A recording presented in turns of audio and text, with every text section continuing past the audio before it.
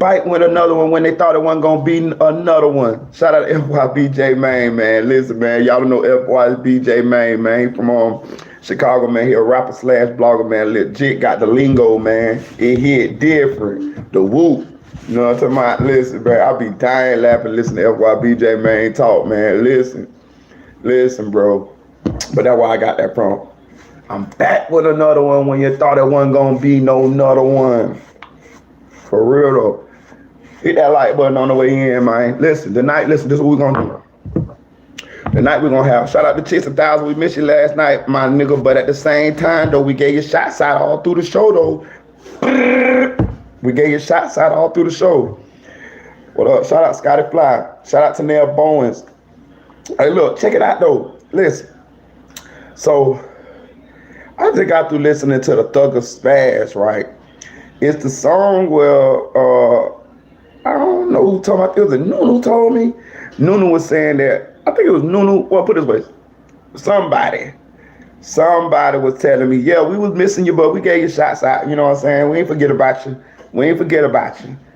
I noticed your ass one day. I'm like, nigga, I'm like this. Oh, hell no, what's going on with my dog? You know what I'm saying? But we held it down for you or whatever. Shout out Dream Dog. What's up? Glad to have you tonight, Dream Dog. Hey, look. So I'm listening to the Thugger Spaz song, right? I just got through listening to it. I don't know if Nunu sent it to me or somebody, but somebody sent it to me.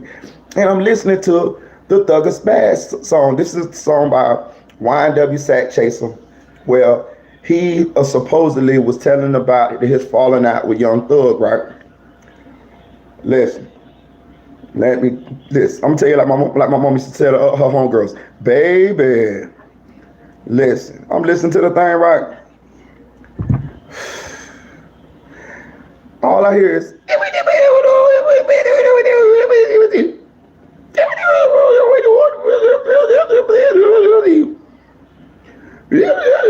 this all I'm hearing on the damn song, right? So I go to try to look at I put the captions on, right? I'm trying to fucking see if the captions will tell me what he's actually saying, right? Because I want to hear it. The beat tight. I like the beat, right? Shout out Nunu. What is sophisticated Nunu? Listen. So I'm trying to hear the song, right? And all I hear is just a kid saying, and I'm like, God damn. I really want to know what he's saying. I'm like a old nose ass grandmama, like an old nose ass grandma that's trying to lean and hear what y'all young people trying to talk about. That's what I was doing with the Sack Chaser song, cause I think you told me, Nunu. Somebody told me, I can't remember.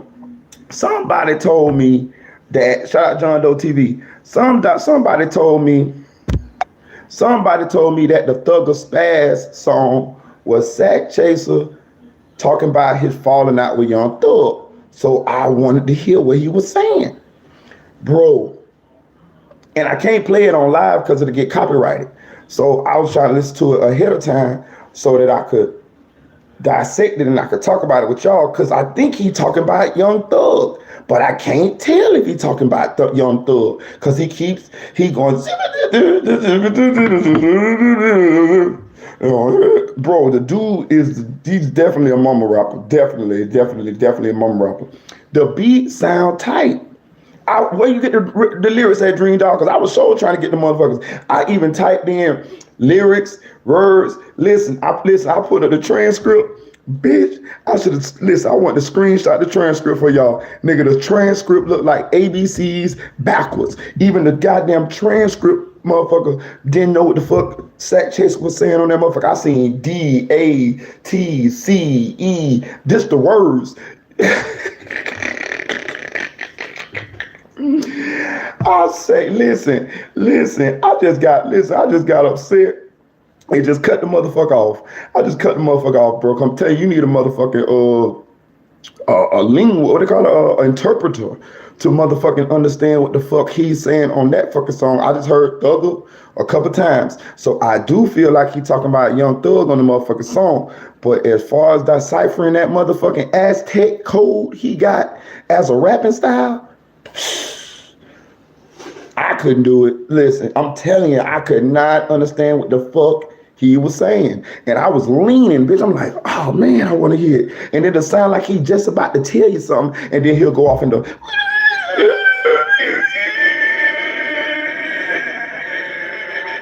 I'll be like, oh fuck.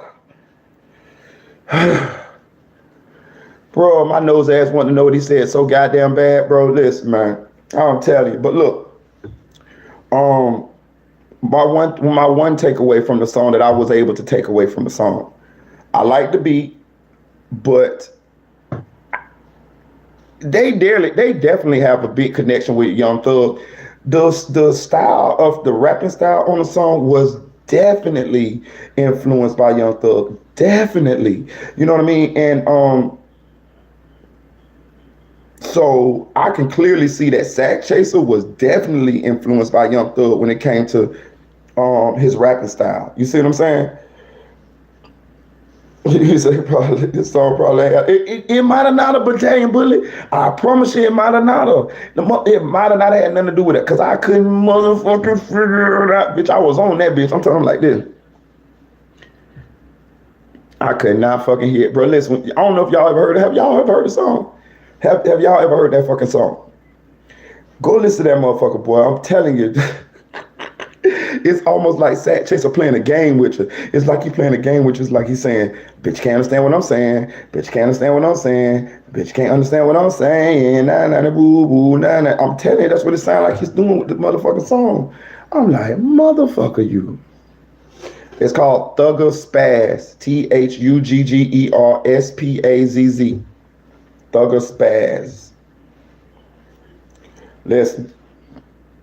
You ain't gonna be able to listen. You ain't gonna be able, well, you can listen to this one, but you ain't gonna be able to understand that motherfucker. I'm telling you. You got to be good to understand this motherfucker. I'm telling you. I went to the transcript. I was so trying to hear what the fuck he was saying, bro. I just got mad at turn the motherfucker off, dog. Hit that like button, y'all. Hit the fucking like. Hit the like button, bro. Listen, I just got mad at turn that motherfucker off. Yeah, go listen to a dream, dog. Boy, you go ahead. Tell me what. Go ahead. Tell me. Go ahead. Go listen to it and come on back. We'll still be here. I could not understand that motherfucker. I'm telling you, that nigga was. He sounded just like the style sounded like a Young Thug style. So it could be talking about Young Thug. Cause what better song to air out your grievances with your cousin Young Thug than a song where you talking like Young Thug? They saying Sack Chase and Young Thug had a falling out. So. And they say that in that song, Thugger Spaz is the song where he was basically talking about the fallout that him and Young Thug happened.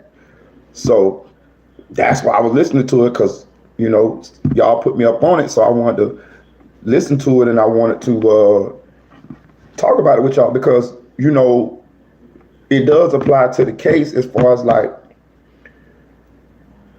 we all heard that Melly, Sack Chase and Young Thug is cousins. And they both have the same last name. We know Sack Chase is from Atlanta. And we know Melly is signed to 300, the same label that Young Thug is on. And I'm telling you, I'm hearing that Young Thug is involved in this civil lawsuit as well. I don't know if Melly just signed directly to Young Thug through 300, because you know they'll do that to you. You know they'll do that to you, right? Like, okay, so there's if a major label, they'll sign you to a label they have under their umbrella that more fits your style. You see what I'm saying? So who knows if Melly was signed to, I gotta go double check, but Melly might be signed to he say no, don't go to sleep yet. Look.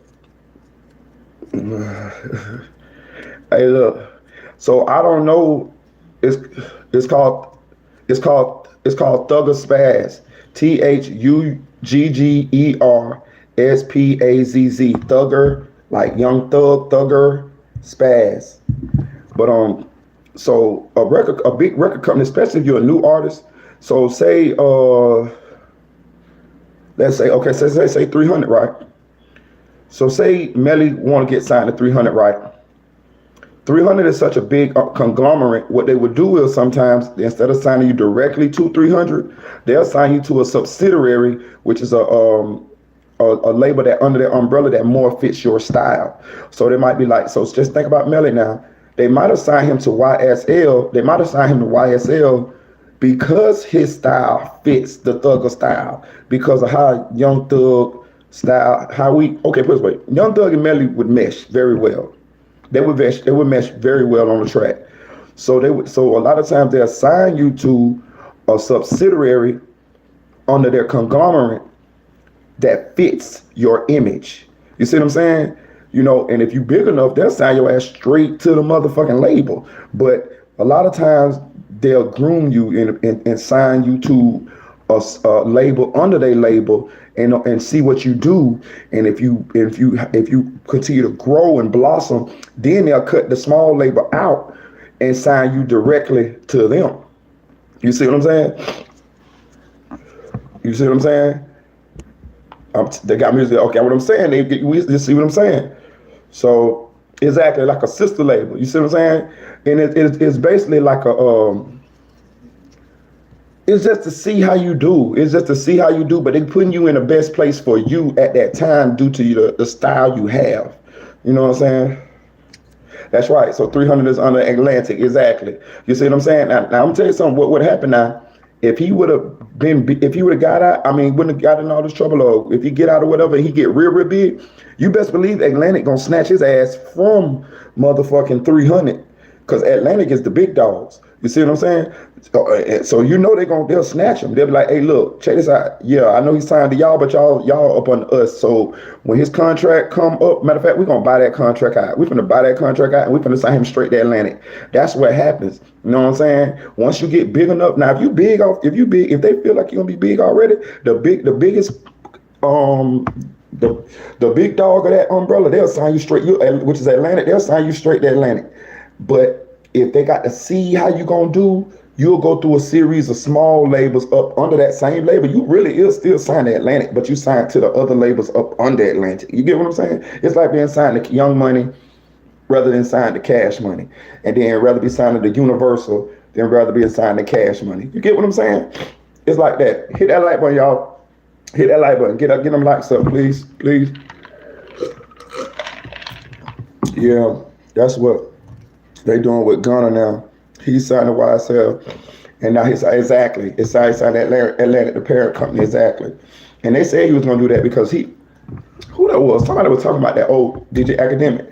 He was saying that was gonna happen with Gunna. His music career over, though he can still sell the songs he recorded to get writer credits. That's why they don't do it with Gunna now. He's signed. Oh, I'm gonna try to think of his music career over with. You say Gunna music career over with? Okay, so first of all, I wasn't never no fucking Gunna fan. Me personally, like, it just wasn't my cup of tea. I'm just being real with you. I could care less about a Gunna song. Gunna had nothing to keep me interested. I'm talking about as far as him. You know what I mean? A lot of times people like to follow people due to the backstory. The Gunna ain't have nothing interesting about him to me. Like what do Gunna got going on other than he just hang with Young Thug and them? He was there with them when they was kids and he knew how to rap and he the one taught some of them how to rap and this and that. But I'm saying other than that, what is his story? He just came out of nowhere. Like you know what I'm saying? Like it is nothing that attracted me about Gunna. Then when I looked at him and I saw him, he looked like a nerd, like one of them dudes that was like, he looked like one of the friends that ran around with us, but really wasn't in out there like that, and he just ended up having some money or something like that. Like you can't tell me he wasn't street enough for me. Put it that way, he wasn't street enough for me. He said something about rabies and thugging my brother and spazzing on bitches. See, I hear you. It sounds like extra beat a boogie on that song. I think that was just a melody track or something, but he said something about rabies and thugger my brother and spazzing on bitches. Yeah, boy, you did. Listen, you did better than I did, Nunu. I ain't gonna even cap. I ain't gonna even cap. You did way better than I did. Thank you. I promise you. Thank you. I mean, Dream Dog. Thank you, Dream Dog. Dream Dog, you did way better than I did. Thank you. I appreciate you. Cause you goddamn sure you came through with something. Cause I couldn't even make that out. But you ain't hear. But you can't tell though, can you? I couldn't understand shit. I got more. That's what I'm saying. You see what I'm saying, Tanel Bones? Listen. Listen. When I started listening to that motherfucker song, I thought a bitch playing joke on me. I was like, what the fuck is this shit? What the fuck? You know, and let me tell you something. I like to give people a chance when I be listening to their music because I'm telling you, I used to do music. Listen, I'm not, listen, when I tell you I'm pretty good, like I'm telling you, like, I can go with the best of them. I'm telling you now. I'm talking about for real. Now, if I tell you east of tomorrow, don't question me. Just color the eggs. I'm telling you. Bars, all that type of shit. I'm decent. I'm talking about probably way better than average. Like, for real. Motherfuckers used to think I was going to make it as a rapper in Orlando. I'm telling you. Like, I don't open up for everybody. Jeezy, Gucci a bunch of times. Boosie. Who the fuck else? OJ the Juice Man. All these motherfuckers, like I open up with so many people, I can't even fucking remember all these people. But this shit just never took off, so I just gave the shit up or whatever. But as far as like talent, oh yeah. You don't want to get off in that motherfucking studio with me talking about ABC 1, 2, 3. Now, big dog, I'm gonna run your ass up out of there, big dog. You got to come with some balls, big dog. We used to laugh at motherfuckers like, hey, exactly, what up, gang, exactly. You know what I'm saying? You got to get up out of there, man. You know what I'm saying? But so I listen to the younger rappers and shit, and I try to give, you know what I'm saying, get them a chance. You know what I'm saying? Listen to them and shit. But that song right there, I couldn't fucking understand it. You know what I'm saying? And I'm a pretty good judge of talent. Like, I can look at a motherfucker and tell, listen, the only song that came out that I would have not put out, like, ever, that went big, was fucking Laffy Taffy. If I would have been the CEO or the fucking, what they call it, A&R, or the dude of the label, I would have told Fable and them, if y'all don't get y'all motherfucking ass out my office playing Laffy Taffy, I know something. But that motherfucker won Song of the Year, a couple times platinum, all type of shit. You see what I'm saying? But I'm just saying, I would have missed on that song. I'm telling you, because I would have ran their ass the fuck up out of there. If you don't get on my motherfucking bitch, if you don't get on my office, bitch, you think I'm finna spend my millions of dollars on this Laffy Taffy ass shit? And the motherfucker went big. So I'm just telling you, now, I always said that that's the song that I would have missed on, because their ass would have been up out of there fucking with me. Talking about some Laffy Taffy. But the shit went big. You know what I'm saying? So sometimes you don't know. Hey, look. For real. So, you know, sometimes you don't know. You know what I mean? That shit won Song of the Year, bro. That shit went so many times platinum and all type of shit, man. They say Shorty Low didn't want that shit to come out when that shit, bro. You know, Shorty Low, the CEO, they say Shorty Low, like, man, if you don't get y'all ass about it with this shit. But he went to jail and they put the song out anyway, and that bitch took off. You know what I'm saying? So, hey, sometimes you know, sometimes you don't know. But I wouldn't have knew on that one. I would have missed a bunch of money. You know what I'm saying? For real. But hey, but yeah, that song with Sack Chaser, I can't tell whether he talking about Young Thug on there, man, because I can't understand the language, man. I can't understand the lingo, man. I wish I could, but I can't. They did it independently. Shawty Low was the CEO of D4L. Yeah, exactly. Shout out that you ain't got your PS5 yet. Hey, they was okay. That shit was catching through to the folks. That shit catchy as fuck, bro. You know what I'm saying?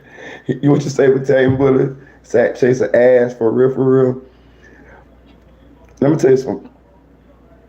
I like him the least out of all of them in the group. I'm just gotta keep it real. I ain't trying to flex on the man because I wish he still was here. I wish he's still alive. But listen, I'm just saying though, out of everybody in the group, I like Sack Chaser the least.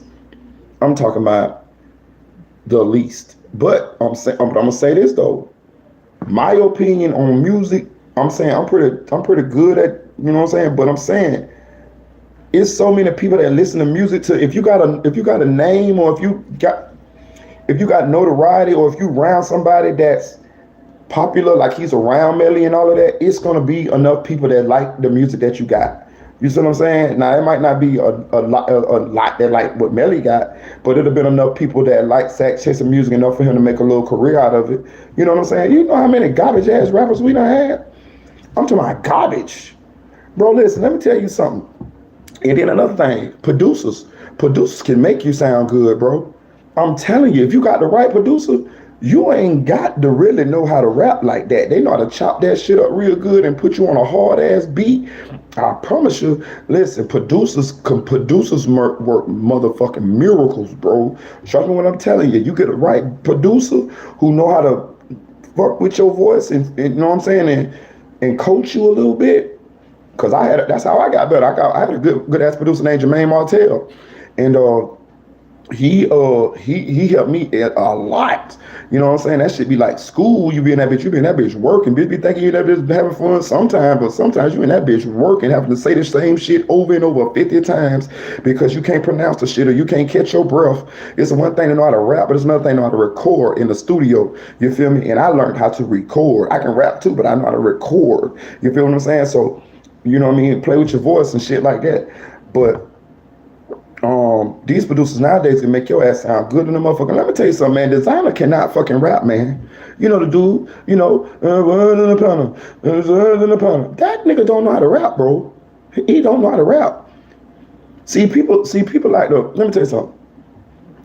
People like to mistake people knowing how to rap for them being confident in what they saying. That's not fucking learning how to rap. Let me tell you something. It is rules to rapping. When you hear a motherfucker go all off beat, they're cheating. They're cheating. You know why they're cheating? Because they're not rapping into the confines of the fucking song. You feel what I'm saying? They're going outside the confines of the song because they fucking can't stay within the confines of the fucking song. That is cheating. When you hear somebody don't rhyme, that is cheating. They doing that because they fucking can't think of nothing to fucking rhyme that match the subject of what the fuck they talking about. You see what I'm saying? That is cheating. Exactly. Shout out Scotty Fly for real. Exactly. They're cheating. But you know, hey, it's allowed nowadays. You know what I'm saying? So we just don't say nothing about it. You know what I'm saying? You know what I mean? You know, so hey, I mean, they had garbage rappers back in the days too. You know what I'm saying? A lot of them motherfuckers garbage too. You know what I'm saying? But I'm just saying, I'm not saying Sack Chaser garbage. I'm saying he's the least talented one. Let me tell you something, bro. I'm just being real with you.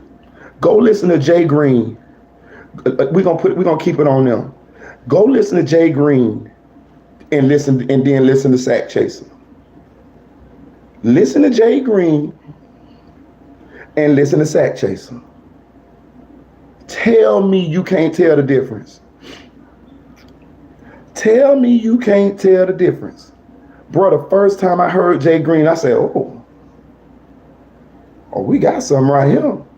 You see what I'm saying? I'm telling you, he's way more polished. He's way it's just, you could just tell he knows how to rap. Like he know what he's saying. He know how to say it. He know how to make it. He know what words to use to make it sound, you know, cool. He know how to use bars. His tone is good. When he rap, I'm telling you, it seemed like it's effortlessly. When Sack Chaser rap, it seemed like it's like first of all, he's definitely trying to piggyback off Young Thug's style. And that's cool. I'm gonna say that's cool because we all be influenced by other people. You know what I'm saying? Very rarely do a motherfucker just come up with some shit original. You know what I'm saying? Young Thug, yes, he was original. I gotta give credit because that style he had, I fucking had never heard of that. But a lot of us do learn from other people around us, and you know, we got a lot of people that rap like Young Thug now. You know what I'm saying? It definitely had a lot on when he first started popping off.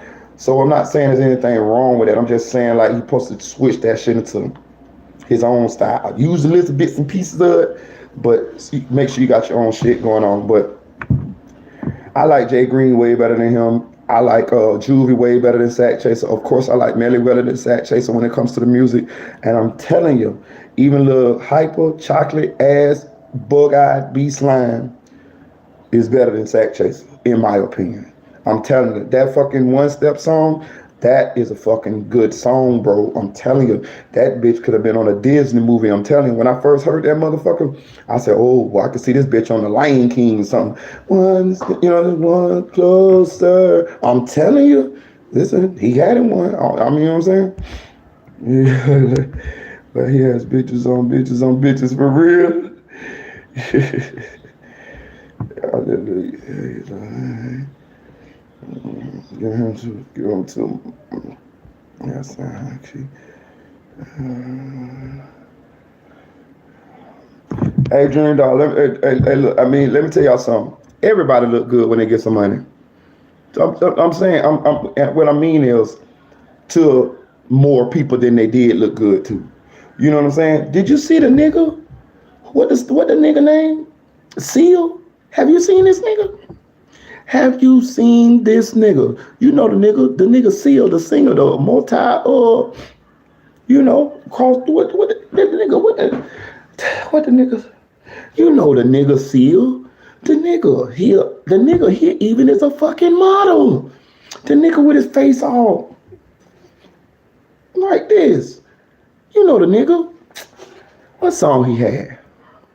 It was on the Batman thing. Remember, he had the song. Kid from a rose on the break. Ooh, the more I feeling you a stranger it feel. That shit there. That nigga. Yeah. Seal. Yeah, fly like an eagle. Him. That nigga ugly than a motherfucker. Have you seen that nigga? The nigga named Seal. So you know the nigga ugly. Yeah, Kids from a Rose. Listen.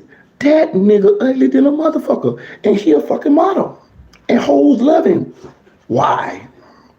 It's the fucking money. Everybody, listen, let me tell you something.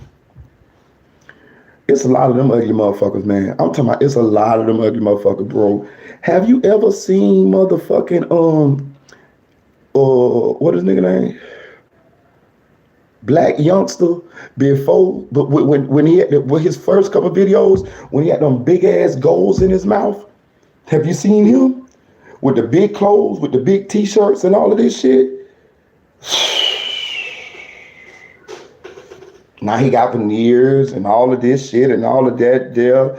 I'm telling you, yeah, still talented, but I'm trying to say that how people look good to people when they get money. I'm talking about his face fucked up. His face fucked up. I don't know what happened to him, but and I wish it wouldn't have happened to him, but his face is fucked up. Yeah, and his wife a model. You're right. Yeah, his wife is a model. No, that's what I'm saying. So I'm telling Black Youngster was dusty as fuck. Listen. Black Youngster got veneers now. Yeah, he look clean to the motherfucker now. You know what I'm saying? That's because of the money. I'm telling you, everybody look good because of the money, man. Hit that like button, man. Y'all hit that like button. Get them likes up, man. Get them likes up. Please, I appreciate y'all. Listen, but everybody motherfucking look good when the money come around. I'm telling you. Listen, I'm telling you, I done seen them. I'm gonna tell you what I want to talk about though real quick though. Fuck the people. Do you notice that all these motherfucking celebrities start having all these motherfucking good looking children looking like fucking, they mix with Asian and fucking Chinese, and you know what I'm saying? Like these niggas is out the hood. Like, that shit fucking me up. Like, I'll be looking at them, I'll be like, check this out now. You from California, you from Compton, right? And you from Memphis, right? They're talking about the mom and the daddy. How the fuck y'all kids look like they Chinese all of a sudden now? You noticing that shit? All the fucking children.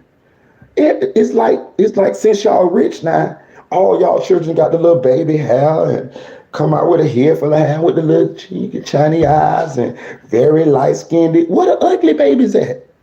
Cause if you bitches was ill in the hood, that baby would have little baby would have looked like a little gorilla.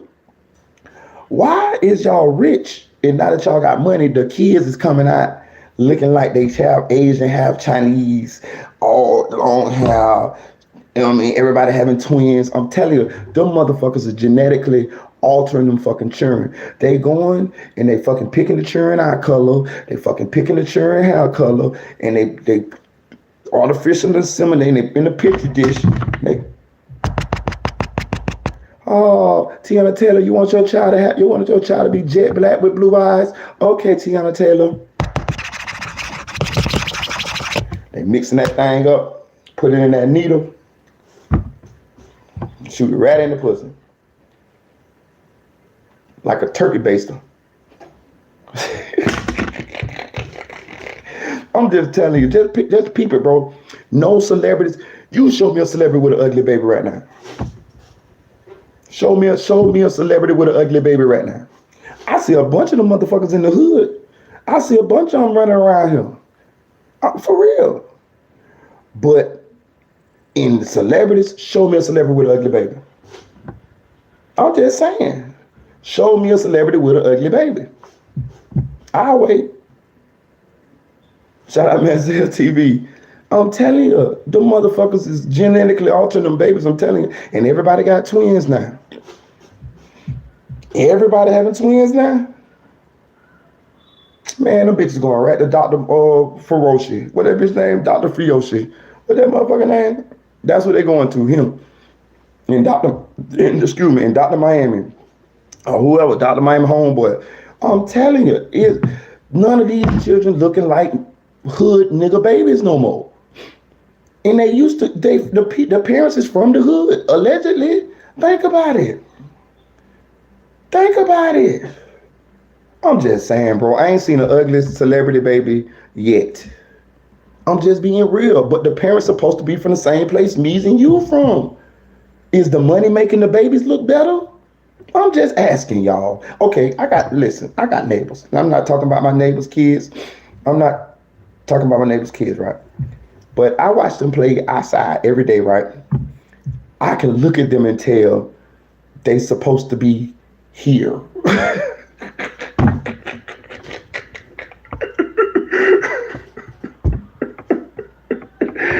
I can look at them and tell them bitches belong.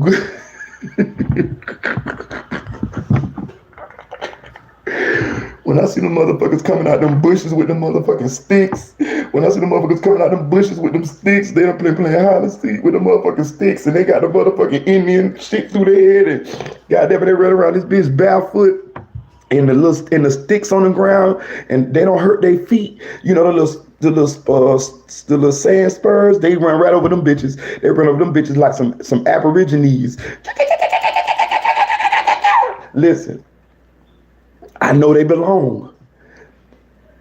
When you see them motherfucking celebrity children, them bitches look like they been airbrushed.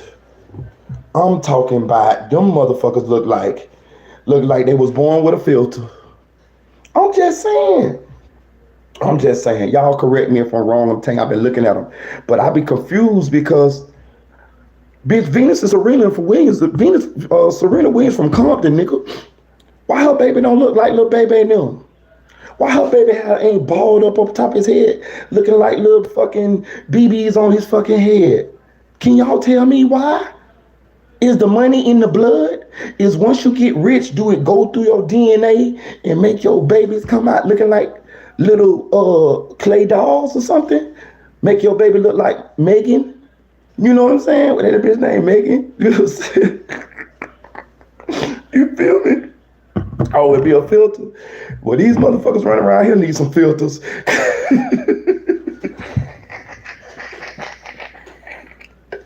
These bitches around here got the Shaka Zulu filter on around here, Dream Dog. These motherfuckers here look.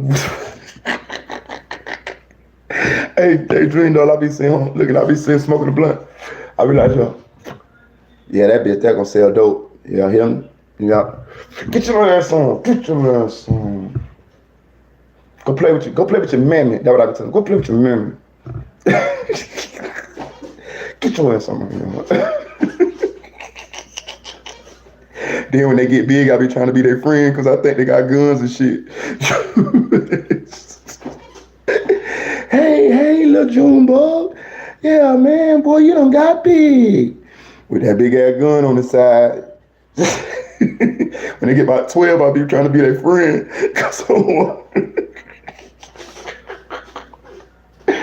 For real, shit. Hey, look. Check it out, though. We got 1 month until the trial. For real. I don't know, but I know the trend be looking crazy. But now they look good. Look at Omarion baby. Omarion baby look Chinese, y'all. Omarion kids look Chinese. I'm just saying. I don't know. Dog, it could be me, dog. Every time I see a celebrity baby, I be like, damn, that baby look good in the motherfucker. Oh, she have Asian? Okay, my bad, Omarion. I give you a pass then. I give you a pass then. Icebox. Yeah. They sure hiding a lot of messages in this bitch tonight. Hey, look. But listen, though. Check this out. Let's get to the case, though. Have y'all been writing y'all questions down that y'all want to ask Spoon? Have y'all been writing y'all questions down? Okay, now. Okay.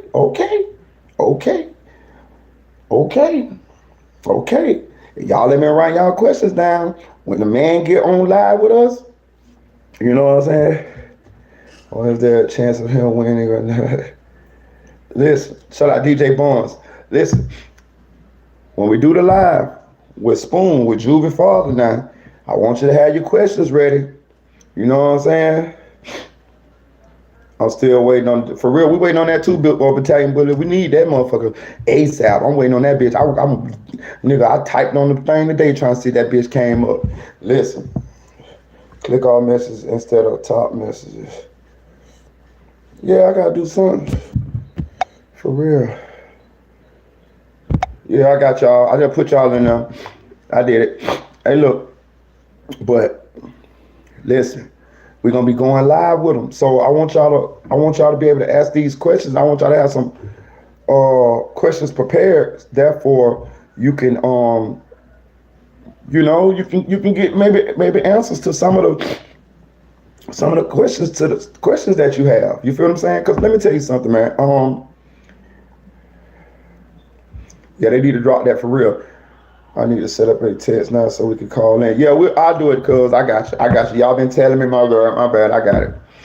You think there's a chance of Melly winning?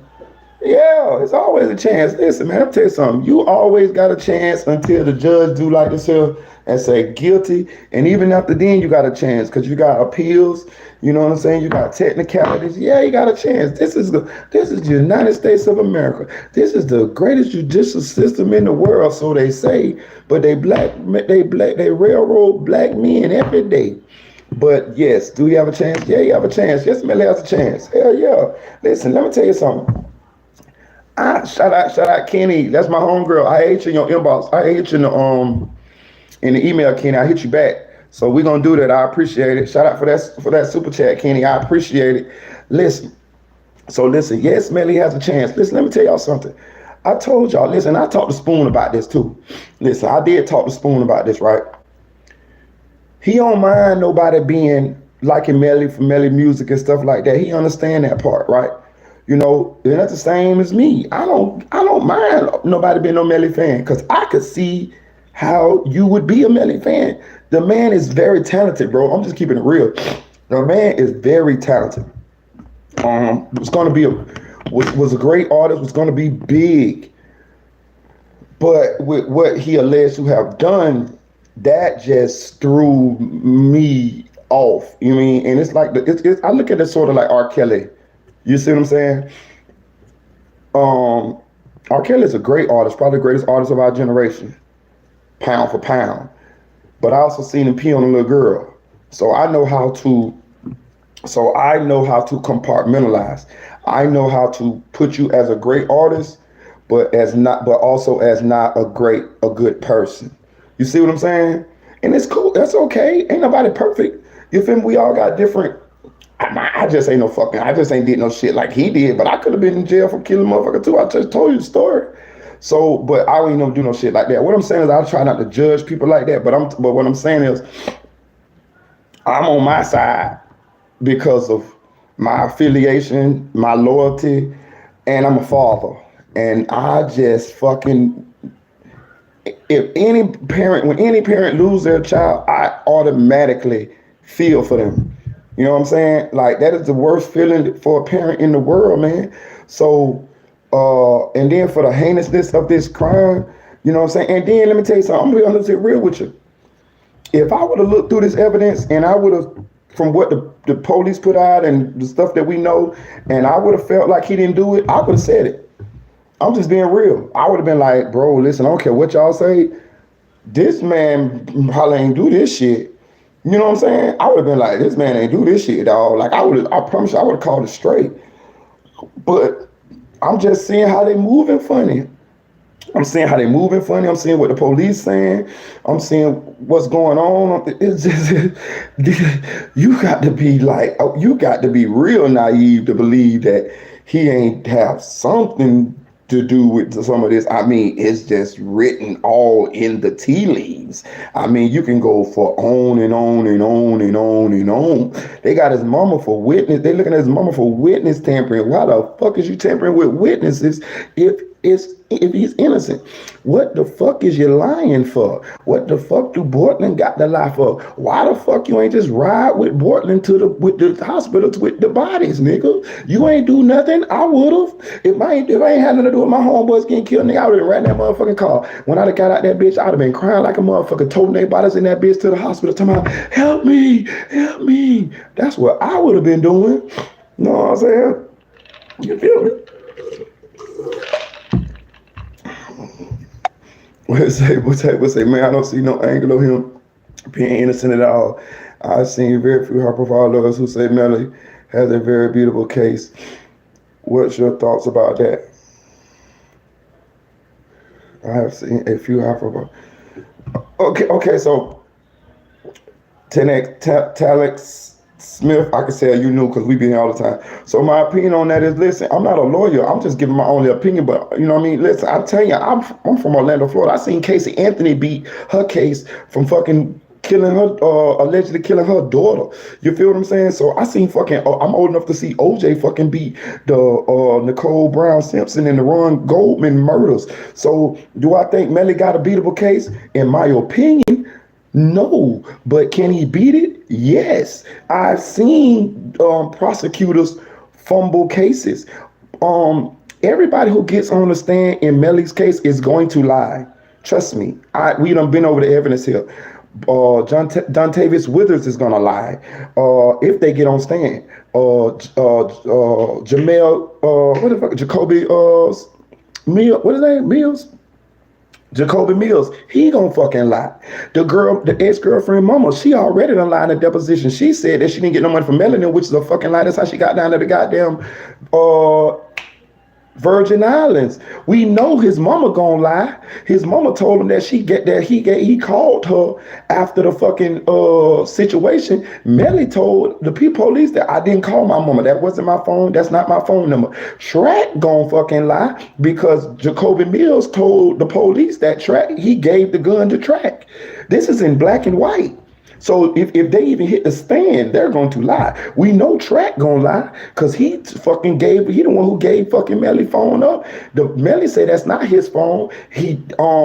That's not his phone. That's not his phone number. But Track and the mama running their fucking mouth done said that is his fucking phone. So everybody gonna lie. Everybody gonna lie. So can he beat this case? Yes. Is he gonna beat it? In my opinion, no. You know what I'm saying? You know what I'm saying? You know Portland gonna lie. He already done fucking lied. Just one of your opinion, boss. Yeah. Oh yeah, that's cool. That's cool. I agree. I mean, that's why I gave it to you real.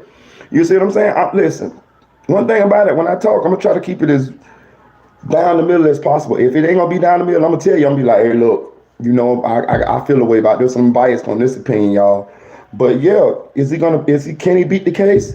I'm telling you, I done seen stranger cases get beat, man. So yes, he can beat it. But will he beat it? I doubt it. You know what I'm saying? But that's what's gonna make this must see TV though. You feel me? This what's gonna make this must see TV because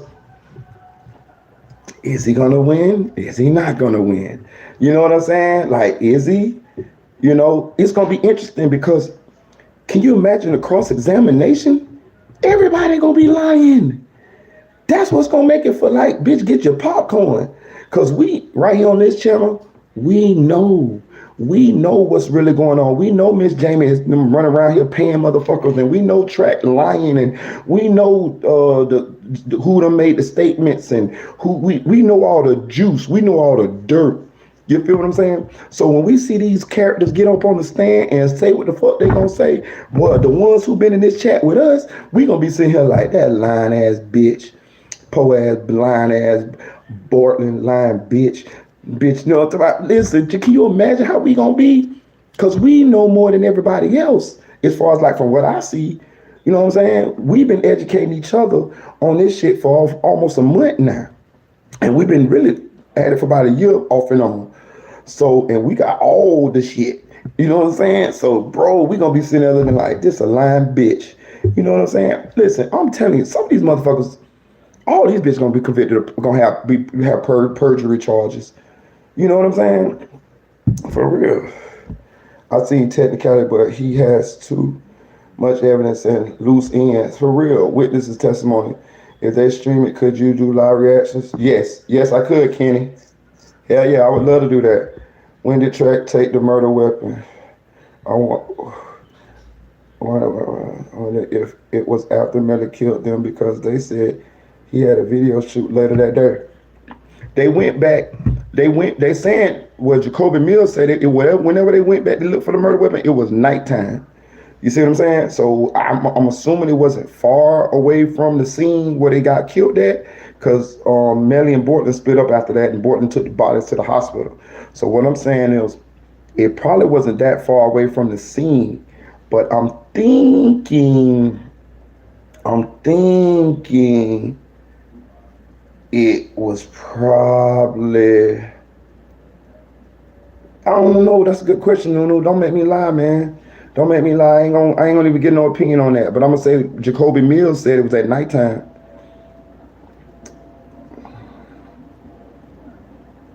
I think he said it was that same night, but I don't believe that. I don't believe it was the same night. Cause think about this, right? You mean to tell me you think the police released Bortland from interrogation that same night? You get what I'm saying? Yeah, they say Track was on the scene too, and we know Track ended up at Fredo Bang house with Melly after the murders. So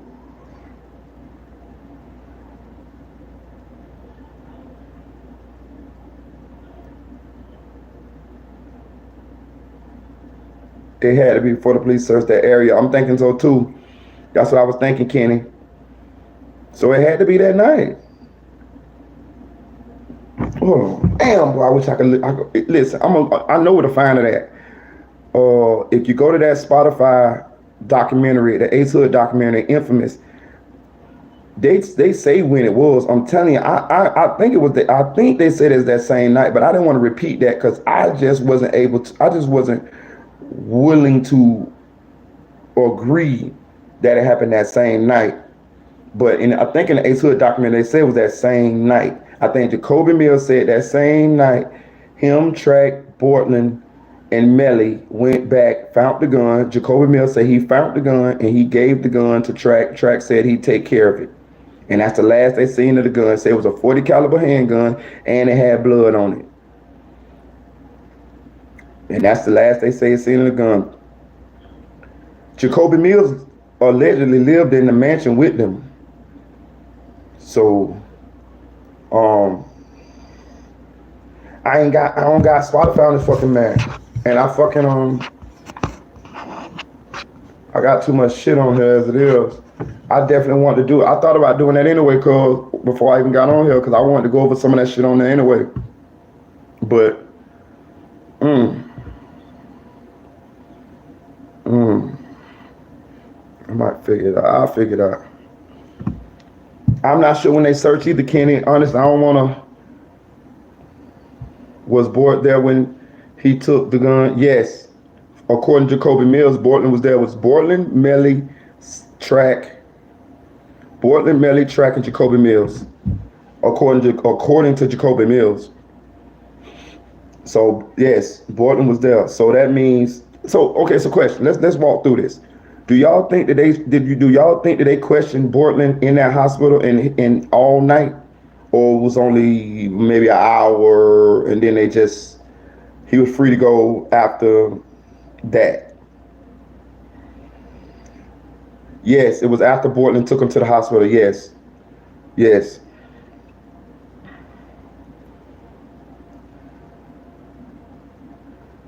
Yeah, the video shoot was the same day, but it was the next night. So they got killed before day in the morning, right? So then you got sunrise, then you got the whole day, and then the video shoot was that night. That y'all talk about the video shoot with Burger. I'm surprised they don't subpoena Burger ass to come in. Burger, say my name, thank you. That's one of my favorite rappers that never really blow up. Burger, swear to God, that's one of my favorite rappers, bro. I love fucking Burger, I do. No one else knows no one else knows. We weren't there. Yeah, it took 45 minutes. So it was after Bort took him to the hospital. Yeah. But I'm just saying, they may have tried, but Bortland probably played on too sharp to speak move. Okay, shout out when he said, "Feed my king and sister." They let him go during the daylight hours, and the video shoot happened after dark. Yes, Tanel Bowens. So what's going on with them boys that got down on Bortland dad? Them niggas free. It one by one. Me and Spoon were talking about that the other day. Nigga, hey, look, that nigga free. Bortland daddy didn't press charges or none of that shit. That nigga's in the G, thugging, living his life. Got his feet kicked up, smoking trees, fucking hoes. Yeah, nigga shot him up and ain't no consequences. There ain't no case. There ain't no go to court. There ain't none of that. That shit, throw it out. They said that nigga got out the same week. Shit, yeah, that nigga free. He shot Bortland daddy and went to jail for a day or two or a couple of days, and now he back out. Shit, that nigga, I'll tell you. They say that nigga was out the same week. You ain't have to go to court. None of that shit. They got to about. I tell you, for real, I tell you. Yeah, he chilling. He ain't worried about the police and that. Bortland daddy keeping it, I guess, solid or whatever you want to call it. Whatever you want to call it. Bortland had to take information the cops gave him and immediately went back and told Track and Melly. I agree. Shout out Battalion Bully, I agree. He keeping it street. Yeah, the daddy's there. He ain't telling nothing. That shit. I'm telling you, me and Spoon talking about that the other day. The jit chilling, man. He in the G. He chilling. He chilling. Everybody know he a shoot now. Everybody know he a shoot now. For real, hit that like button, y'all. Hit that like button. So the dude that shot Bortland daddy, he free. Yeah, 1090 Jake did a whole video on it. We thought the dude was gonna go to prison and all this shit. No. Sometimes the murderers live and the blood the real thing. Shit. You know what I'm saying? For real. He makes snitch and ask for ruin witness protection. Which nigga, Winnie? Shout out Jern. What's up with tap? You always, my boy Jern be tapped in at work. Appreciate you though. You know what I'm saying? Cause he know his son. It could be big. Listen, let me tell y'all something, man. Everybody know, but these stand-ass fans who probably live in their mama basement and play Fortnite all fucking day and fucking eat peanut butter and jelly sandwiches in the dark. You know what I'm saying? Like everybody fucking knows, man. Everybody knows. In interrogation, the police was talking like they knew where it happened already. They did. Listen, I'm glad you said that. Who that is? Sav Stone. I definitely noticed that too. They said so let's assume because it sounded like that too. I'm glad you said that. Great statement. Cause that's the same thing I deduced. It sounded like they already knew where it happened at any damn ways.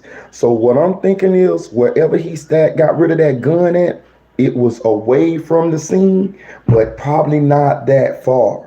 You get what I'm saying?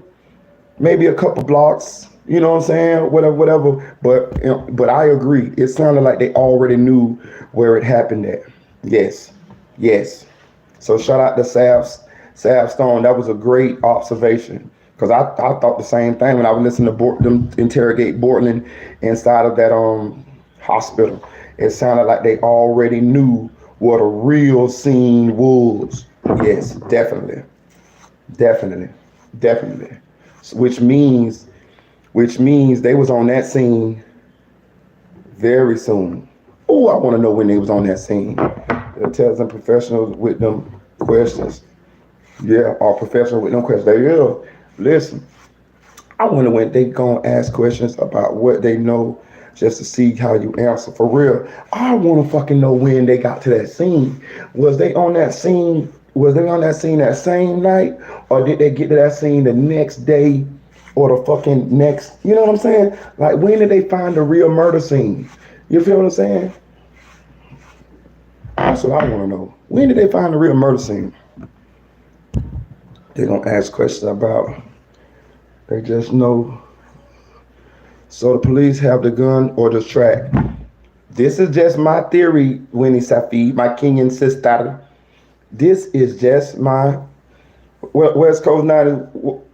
Yo, what up, bro? What up? Appreciate you in the chat, man. Hey, listen. Great question, Winnie. She says, so do the police have the gun or does track? The police does not have the gun. It is no murder weapon been found in this case. But let me tell you this though. Listen, let me tell you something. I believe Track got the gun still. You feel what I'm saying? I believe Track got the gun still. This is just my theory now. This is just what I just came up with. Well, came up with it. But I'm gonna tell you why I believe Track still got the gun. Because Track still had the fucking phone. If it's listen, I'm not in the streets no more, but I'm from the streets, and you know we done had to get it. I told you I got destruction of evidences charges on my record. I told you. I swallowed the dope. I ate the weed. Listen, I get rid of some shit in a minute.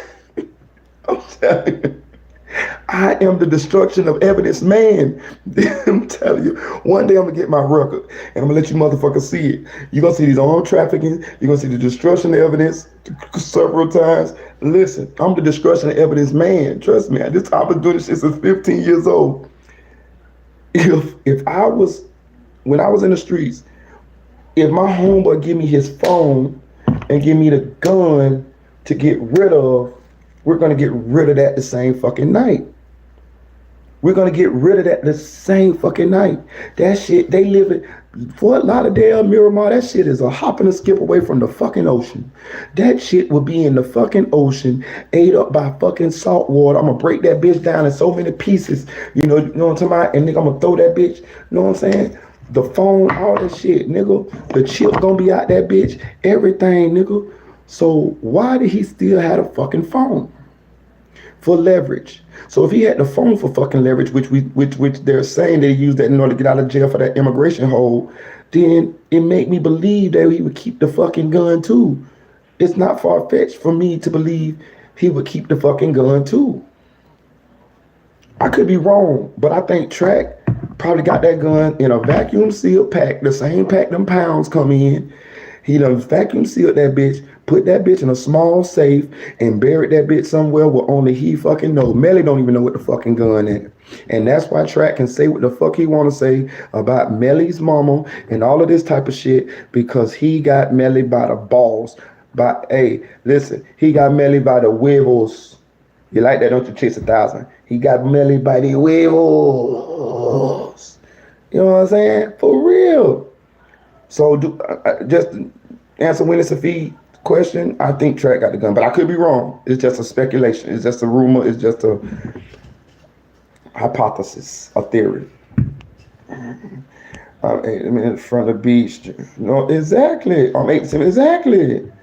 What would make him give the gun up if he does have it? Nothing other than them catching him on another situation. You know what I'm saying? But the gun, he got the gun because for Melly, he don't really want to get to the police. He got the gun to be able to control Melly.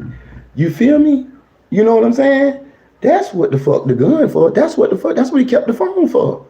The phone was to have access to all of Melly's shit and to have leverage over Melly. You see what I'm saying? You see how quick that fucking phone got turned in when he was in motherfucking that immigration hole? He turned that bitch in. Track got Melly whole family in the ball by the ball. Exactly. Track is Big Red off of the 5 Heartbeats. You know what I'm saying? But just smaller with a little bit more finesse. He is a manager. Think about it. They say Track forging signatures and all type of shit. Listen, he trying to listen. They say Track got access to all the money. Just think about it. Just think about it. Listen, yeah, he a manager. That's cool. Yeah, he a manager. That's cool. But he don't make as much money as the fucking artist. The manager don't make as much money as the artist. A manager get a percentage of what the artist makes. So he don't get as much money as the artist. That's why a manager have to manage different acts in order to get their money up or figure out other kind of ways to make money in the music industry. You know what I mean? Discovering people and connecting people with certain people, get them signed, they get a percentage of the signing and all of this and that. But he's a manager. He don't make as much money as Melly makes. You get what I'm saying? He don't make no money if Melly don't make no money. To be real with you, I don't even think Track making any money off of Melly right now, because you got to think, Melly ain't doing no shows. So can you explain to me how Track possibly would be making money off of Melly right now? I mean, I'm pretty sure it's a couple of ways, but not a lot. Melly ain't been booked for no shows. So how is Track making money off Melly? Now you gotta imagine, I'm your manager, but I got access to all your money. They say Melly has $7 million. Some people say 2. Some people say 2, some people say 7. I don't know. But they say that motherfucking bank account went down to 50,000. Now, did Track just move the money around in order to hide it from the police or IRS or whatever? I don't know. Did Track use the money to allegedly pay off people? I don't know.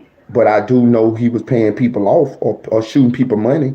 If you go look at my video where YNW Juvie Father, on this same page we talking about when Track brought $15,000 to help pay for the funerals.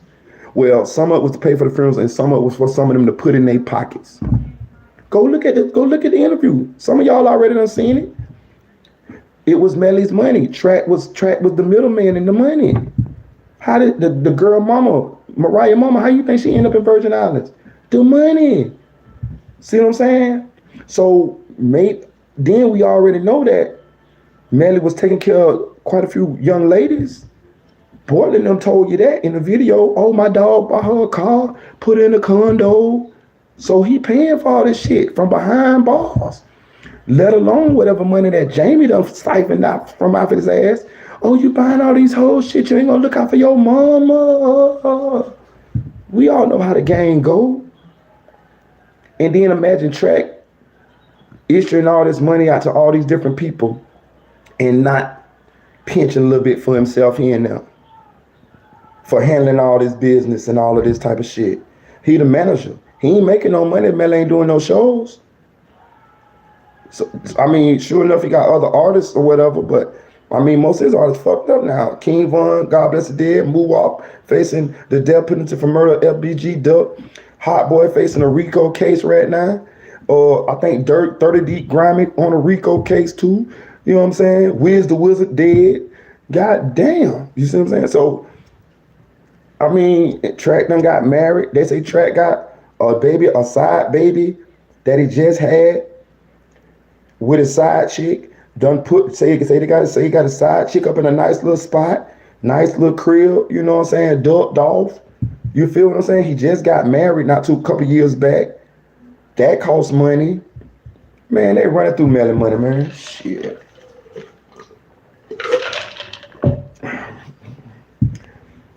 What's up, Yellow Diamond? What's up, girl?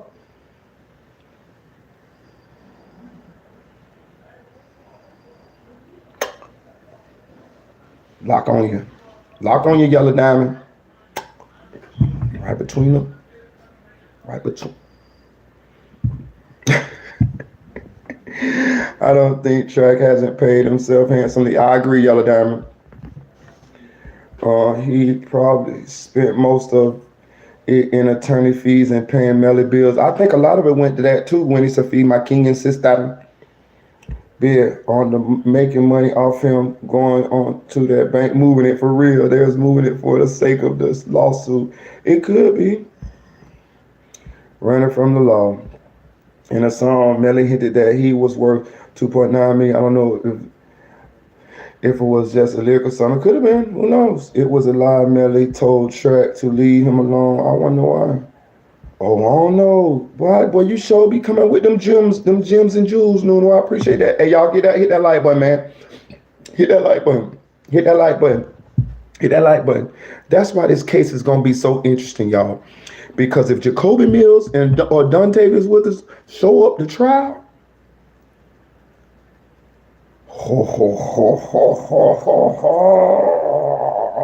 I'm telling you, cause listen, you gonna go from motherfucking Melly facing the motherfucking death penalty to Track facing a motherfucking accessory after the fact, because them boys say that's who got rid of them. Well, that boy, Jacoby Mills, say that's who got rid of the motherfucking murder weapon. 100K Track. They also looking at 100K Track. They try to charge him with witness tampering too, right along with Miss Jamie. We just watched the video yesterday where they said they was thinking about charging Miss Jamie with witness tampering. You know why? Because they fucking with the fucking witnesses, trying to keep the witnesses happy on their side. Listen, I ain't gonna tell y'all, but y'all need to go subscribe to my boy Spoon channel. Go and subscribe to my boy Spoon channel where you can get y'all some of these jewels. Cause I ain't gonna tell you every fucking thing. But you can ask Spoon your motherfucking self. He got a channel. It's called Spoons Full of Game. Help my boy get his subscribers up. Help him get his watch hours up. He's going to go live. Y'all can ask him these questions yourself. And I'm telling you, I can't tell you everything. I'm bringing it to you. Look how generous I am. Y'all fuck with me. Y'all help me. Y'all supported my channel. Now I'm bringing it to y'all. Y'all gonna go. I want y'all to go right to that man channel. Run them views up. Run them likes up. Run them watch time hours up. And when that live go, I want y'all to get in that chat and ask him all of these questions that you've been dying to know. And he gonna answer as much as he possibly can answer. But I'm telling you, some of these questions y'all asking me, he got the answers to them. I just don't want to be the one to, you know what I'm saying? So I just, but as far as like the motherfucking witness tampering and all that shit, yeah, that shit is really was going down. Think about this now. They paid for all these funerals.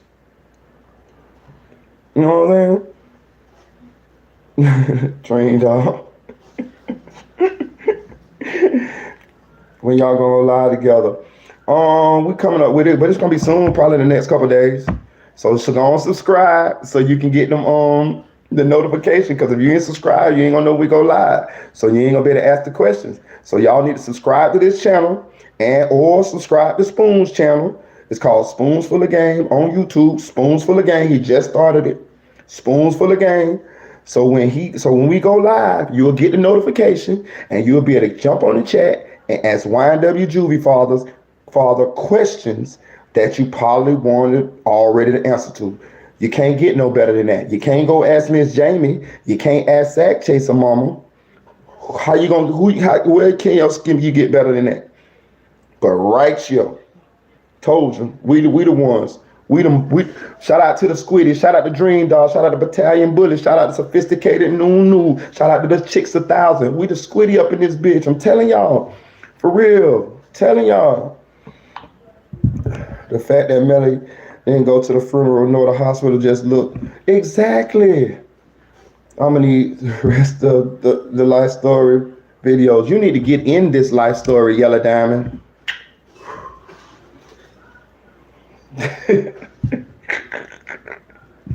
And now our powers combine. Frank Morgan, you seen the new academics and track interview?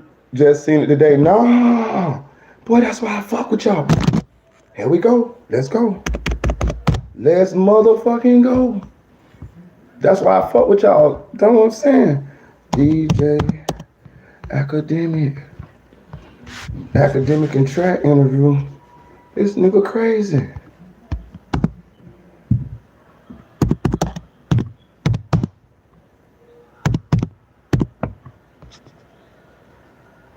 He got another interview with track. I'm sure finna see. I don't see it. This ain't 1 year ago. I don't see it, big dog. I think this is an old video. Off the record podcast. Let me see. That's old, bro. Talking about we got the blonde hair.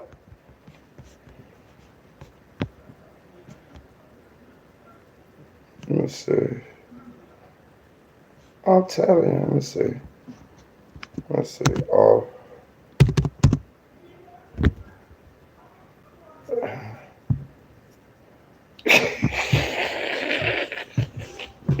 Hey, cool. You gonna get off my motherfucking typing. Look, I'm gonna take me some motherfucking classes for real. I take me some classes. My people don't be fucking off. They be on my top when it be coming to this typing, bitch. I'm talking about being that bitch like that.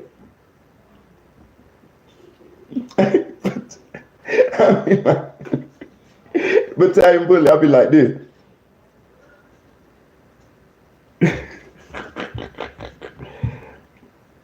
I ain't see no motherfucking. Oh no, it ain't on YouTube yet. Let me see. Let me see if I can motherfucking find it. Let me see if I can find it.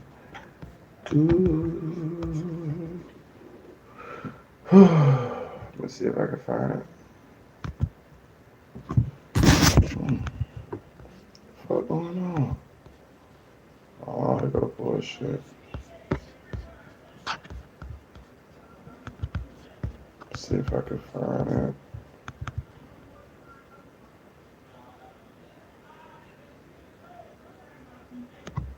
it. Y'all ain't shit, Dream Dog. Y'all ain't shit.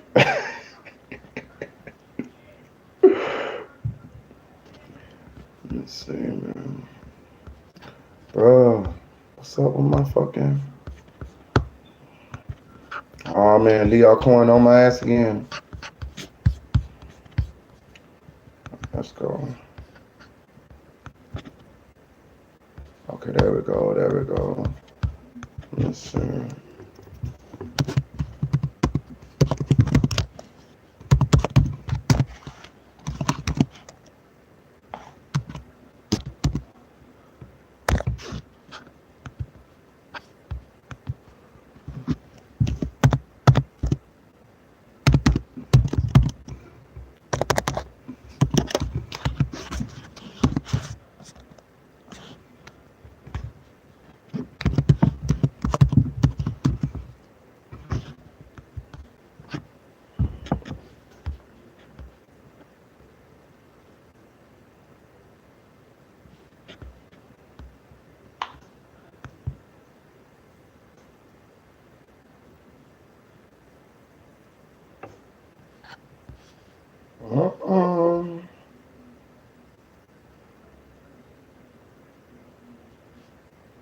Oh, ho, ho, ho.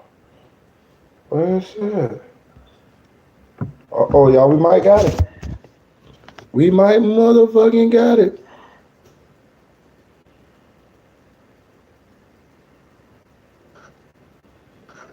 Oh, yeah, that's it. Hey, look, let me see. God damn it, can I listen to it? Let me see.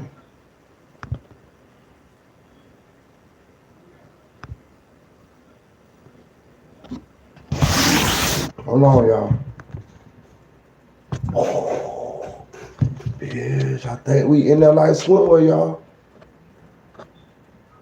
Yes, Lord. Bitch, we in there. Hold on. Ooh.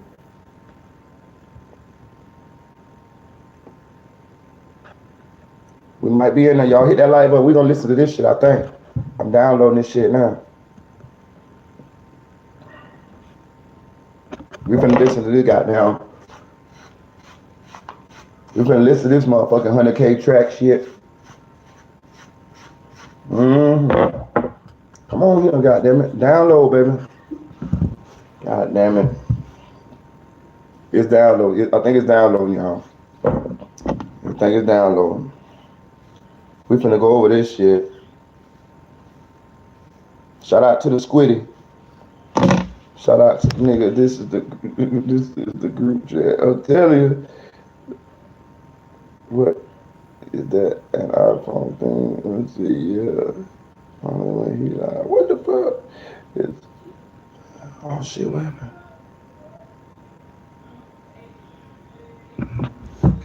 Oh. No.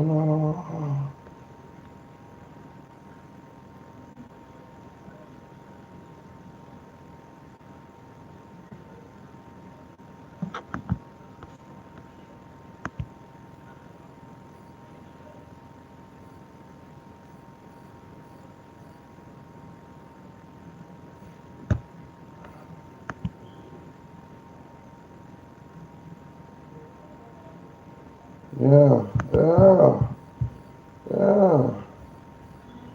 Come on.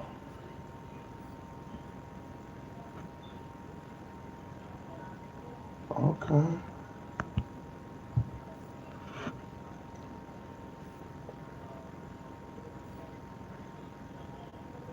Uh-oh, they done fucked up. They done fucked up, y'all. Ooh. Yeah, you Squiddy, John. For real. It's on now. What this shit is? DJ Academic? Oh, it's on now.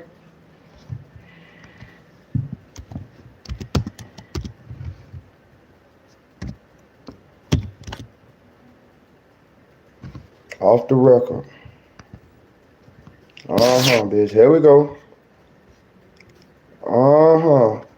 Track of 100K track, who is infamously known for managing both King Von and Melly, is in our guest today. Is our guest that he is to announce a new label deal, a joint venture with 300 Entertainment. He also talks about why another Melly trial finally started and addresses the documentary that depicts King Von as a serial killer. Let's roll, y'all. Play this motherfucker. How we play it? Right here. Let's go. Bitch, you gotta play. You can't lock it up yet? Nah, I can't lock it up. It's long enough to lock up though. You're gonna have the little baby twisters. Man, I just want like the braids. I don't want the locks. Oh, you don't want dreads? Nah. I feel like that's permanent. I feel Shout out to Frank Morgan. I mean, yeah. Because I want sometimes I can take it out sometimes. You're gonna lose your hair though if you can take it out, but you're gonna lose probably half of your hair though. What you mean? You could undread your dreads, but you're gonna lose half of your hair. Oh, that's what I'm saying. I ain't gonna go dreads. I'm gonna just go, you know what I mean? Also a lot of money. Get a little cornrow first and then, a little box braids it up, you know what I mean? Yeah. I'm about to pop out like next week with it. I got a lot, man. So you're sick of braid? Yeah. Oh, you lit. I'm telling you, man. I cut my shit in half. Word? Yeah. How long you been doing here? I had my hair for a minute. I had my hair for like 15 years. 15 years? Yeah. You ever did like the Fetty Wap though?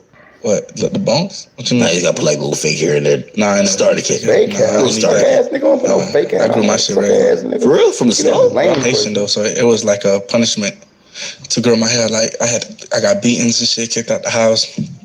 Like growing up, like my, you know what I'm saying, Haitian parents, Haitian families don't believe in hair and tattoos and all that shit. Really? Yeah, so you get punished. Like They don't believe in hair? Nah, you gotta cut your hair, brush cut. If you got dreads, you're sans avie. That means you're a bad guy. You're a criminal. But like Haiti and Jamaica are kind of like close by, and like in Jamaican culture, it'd be like, oh, you a Rasta. You know what I mean? Like that's like a whole like way of life. Yeah, but nah, see, I'm talking about like real Haitian parents from like back in the days beliefs. You can't have hair, you can't have dreads. Like I got beat like for having hair. Like I would get kicked out the house. Type shit. I wouldn't come back. Like so, my hair is a little different than other. Saying I actually had to. I miss my wigs, man. I was has bad. That's why I keep fucking with my hair. Or nah, it's just on some like appearance. Like they want you to, you know what I'm saying, suits and brush cuts and shit like that. Anything else, tattoos, hair, you're a criminal. You're in the streets type shit. Holy shit. Yeah. So I ain't never cut my hair. I got beat for my shit like Kuta Kente. Damn. Well, on that note, welcome to another episode of Off the Record Podcast, man. I did, bro. Boy, Big Ack in the building. I'm here with my first artist I've ever signed. Yep. Yes, people, I told y'all, listen, the media game got too easy. I had to get up into the music business game. And I found this guy. I thought he was a great executive. He was a great manager, but I thought he was a better artist. I cut the wigs because I'm telling you, the motherfucking wig fell off in the bed. And I woke up and the motherfucker was not on my head. I had 3 wigs. I had 4 at first. I woke up and the fucking one of them was in the bed with me, laying beside me, soundly asleep. So I couldn't walk around with fucking 3 wigs looking like a triceratops. So I just went on and cut the fuckers off. And I'm coming right back, y'all. Trust me, I'm coming right back. That's why I keep fucking with the head, okay? Okay, you fucking see it? Do you fucking see it? Are you fucking care? You fucking get it? Keep making me relive that shit. Okay, I'm crying inside, okay? Goddamn. Keep pouring salt on the wound. Just keep pouring salt on the fucking wound. It was this one, Nunu. It was this one in the back. I must have been sleeping wild that night. I'm coming back, y'all. Just chill. I've been moisturizing my hair. I've been, leave-in conditioner, all of this shit. Just chill. I got it. I'm traumatized, for real. I'm telling you. I was a better artist. And I mean, I had to get him on the roster. And, you know, I've signed an artist, and I think he's going to be the next big thing. If you guys don't know what I'm talking about, my man, 100K Tarak. Hey, look, man. Listen, if y'all don't know, I'm telling you right now, Act got that bag, man. 10 million. You know what I'm saying? For one project. Hold on now. Don't get me robbed. Hold on. Hey, by the way, we should start off with this. You put out on your social media that you signed to me, and I see a lot of people were reacting to it, man. Obviously, a lot of people do know you in the music business. But of course, recently, you have been rapping. You have been way more involved than people ever. Hey, look. Let me explain something to y'all though. Listen, you know what's really going on here? Why the fuck is Track on this podcast with DJ Academic May 3rd? You fucking know why? Because they all gearing up for the fucking trial. They're all gearing their platforms up so that the people who watching the people who want to know about the Melly case can start tuning into their platforms. They behind us. They just got a bigger platform than us. We've been doing this. We on episode 17 of this shit, right? Now we see that the other blogs, I ain't gonna say their name because they ain't say my name. I wish the bitches would have said my name, but they ain't want to say my name. But they even done started talking about the Melly case. And of course, some evidence been coming out too, like the depositions and all of that. But I'm telling you, what he's doing is he put Track on his platform because he knows that fucking trial finna start in a fucking month. And he knows that Track gonna be involved in that fucking trial. And he knows that if he can get people who who want to know about the Melly case to watch his platform, it's gonna be money for him. That's just what's going on here. You know what I'm talking about? I'm telling you, we just ahead of the game on them. That's why we got Juvie Daddy on here. You know what I'm saying? Finna do a fucking live with us. So, and our people gonna be able to ask fucking questions, DJ Academic. So fuck you. You know what I'm saying? We got you beat. You know what I'm talking about? Over here. You know what I'm talking about? Ooh, Shay. We been looking for you, girl. Sexy Shay. That's your Instagram name, man. There you go, Shay. We gonna make you feel at home right there. There you go right there, baby. Where you at? Sexy Shay? There you go, Sexy Shay. We got you. Sexy Shay. Go run my dog followers up. Sexy Shay. We got you right there, Shay. Sexy Shay. You think we forgot about you? It's a family over here, Shay. It's a family over here. But I'm just telling y'all, get them likes up, y'all. Get them likes up. Get them likes up. I'm just telling you why DJ Academic and all these platforms have started pushing this Melly content is because they know this trial finna come up. But here it go. We now listening to DJ Academic's interview with a 100K track on his Spotify off the record platform. More than people ever thought you were. Right. And you explain what you're doing, and you even explain you even putting that out. Go ahead. Right. So, you know what I'm saying? Basically, I woke up one day, I was like, 3 months? I took like a little 3-month break from Instagram. I just had my son, you know what I'm saying? Congratulations. Appreciate it. I just had my daughter. So I was, you know what I'm saying? I took a break. I was just more on my family vibe. And I wanted to come back. And I'm like, man, what's the best way to come back? And just, you know what I'm saying, with trolling. So, and I wanted to go up there and let the world know, because I am actually working on a project, you know what I'm saying, like my second tape dropped on last year. So I just wanted to have fun and just play with the internet. So came up with, I just signed to you. I'm your first artist. And a lot of people, it's a lot of mixed reaction towards it though, and family called me like this went, yeah, that's what I'm saying. This went deeper than just social media. Like I ain't expected to go like this. It really went. Like family calling me, everybody. I'm like, oh no, I'm just playing. I'm just joking. Like, you know what I'm saying? I ain't signed no deal with Act. But at the end of the day, it was a lot of mixed reactions. Some people was like, yo, congrats. It's about to be crazy because Act being a executive. So let me explain to y'all what he's saying. He said he came up with a troll to tell people that he was signed to DJ Academics and he got mixed reactions from it. So let me tell y'all something. Let me break this down to you right now, right? He's definitely a clout chaser or somebody that loves attention.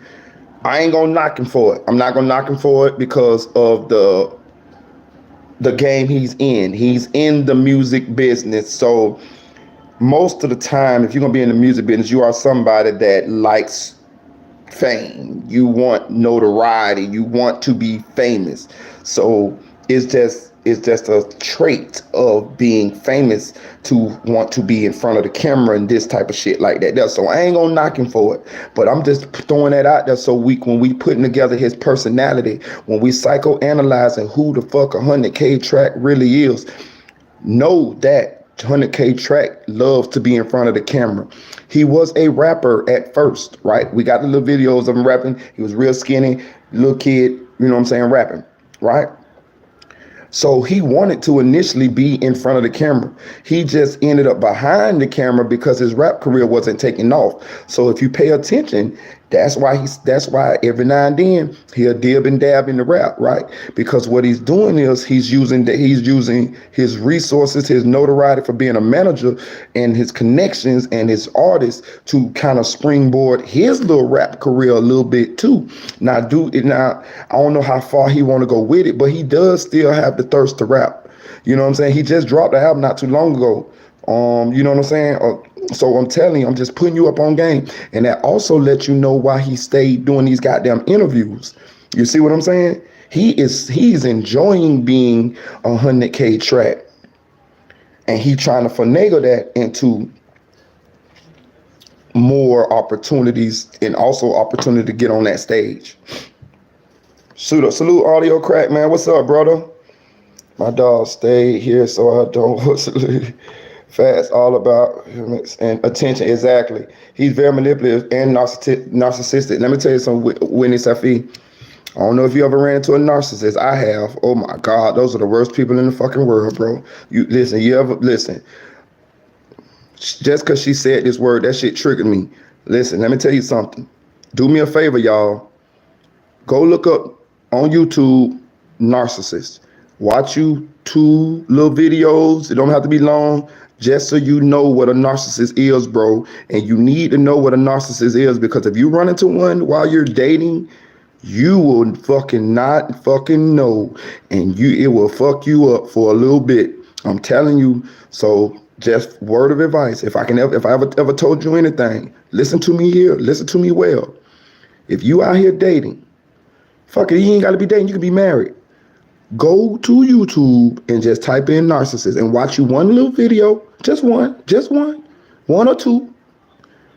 If it looked like you possibly are in a relationship with one or have been in a relationship with one, then I want you to continue to watch those videos, because, bro, you need them. Because there ain't no way you're going to win without knowing what the fuck you dealing with. Good question. Good, what's the name, though? Just getting off work. Oh, okay, what's up, bro? Bro, listen, Nunu.